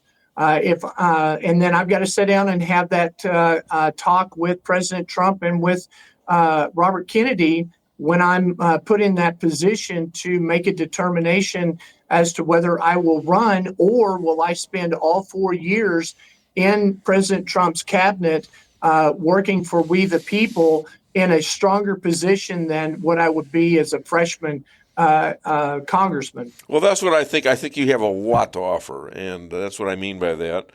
I tell you what, Biden, now convinced, Dems now convinced Biden was a criminal, and they've decided to get even with him by singing "Jail to the Thief." Yeah, ladies and gentlemen, that's a good one. Let's hear it for our good friend, and let's pray for Jeff Zink and Ryan Zink and his whole family. Okay, and he's a minister. He's an example of me being out-ministered. You got Pastor Pat. You got are you a pastor? I am. Yes, yeah. I'm a ordained minister. So okay, but my wife is now a minister, and she's not a pastor. Are you a pastor? What's the difference? I don't know. Well, pastor's when you're over a church, and I have been over a church. I've actually preached in the pulpit and everything. Right. A minister is somebody who can marry and bury. Marry and bury. Okay. So do you have that on your cars or something like that? We're gonna marry you and then bury you. Is that the way it goes? All right. Listen. Thank you, my friend. I'm so happy for you, and I'm going to do a lot of praying. I have been, and my wife will take down whatever it is we need to have here, I hope, to look that up and maybe help you. Okay, thanks a lot. All right, I appreciate it. Thank you. You too. Bye-bye. All right, we got 2 minutes, 2.5 minutes. So anything you'd like to talk about, it's wide open for you, buddy. No, I just appreciate the studio audience who they don't know when to laugh exactly, and you kind of got to prod them a little bit and turn the lights on and then get them going. So, my God! Thanks. That actually wasn't a joke. I was just making an observation. That was for you. You guys are very supportive. I appreciate it. So. That's out there. We got. Yeah, that's incredible. It's an entourage. Now we got to pay them overtime. I think that you might be violating fire code with this. You think so? The audience you have here. Yeah. Well, so far we kept this a secret. Well, I guess the beans are spilled. Do you realize my anniversary was December the 3rd for actually having a show starting in 2008? Yeah. And we're now in our 17th year. That's great. I started this when I was 60. Yeah. And I'm now 76. That's awesome. Isn't that something? I'm glad to be a part of it. It's cool. Yeah, and I enjoy it. I'm glad you are a part of it, and I'm glad that my audience. And Andrea Schramm. How sweet. She's probably talking about somebody else, but you are a true patriot. And refer to Jeff. Yeah, Jeff is. He's Jeff a good man. is a true patriot. Mm-hmm. Well, so is my good friend here, Bill Hardwick. So, how's Don Mayhew? Don's doing well.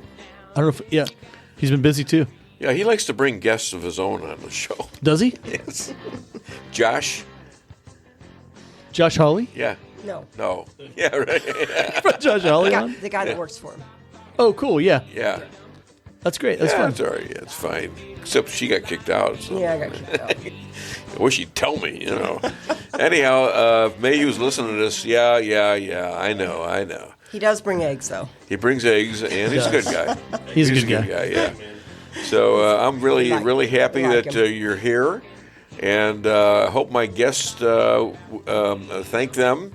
Thank you all for listening, and we're going to be back. Well, I'll tell you what, we got 2 weeks where we're going to be off, but we'll be back next week for sure. But after that, I think it's going to be 2 weeks off. Looks like Take a break, yeah. We're actually taking a break. This is because Donald Trump won, and we can do it, because that election was so huge. It's amazing, isn't it? Don't you amazing. all raise your hands? Don't you all feel a lot better now than you did November the 3rd? Come on, audience members. Come on. All right, I'll be back with another edition of the Dave Weinbaum Show next Friday. Freedom to get going, lots to be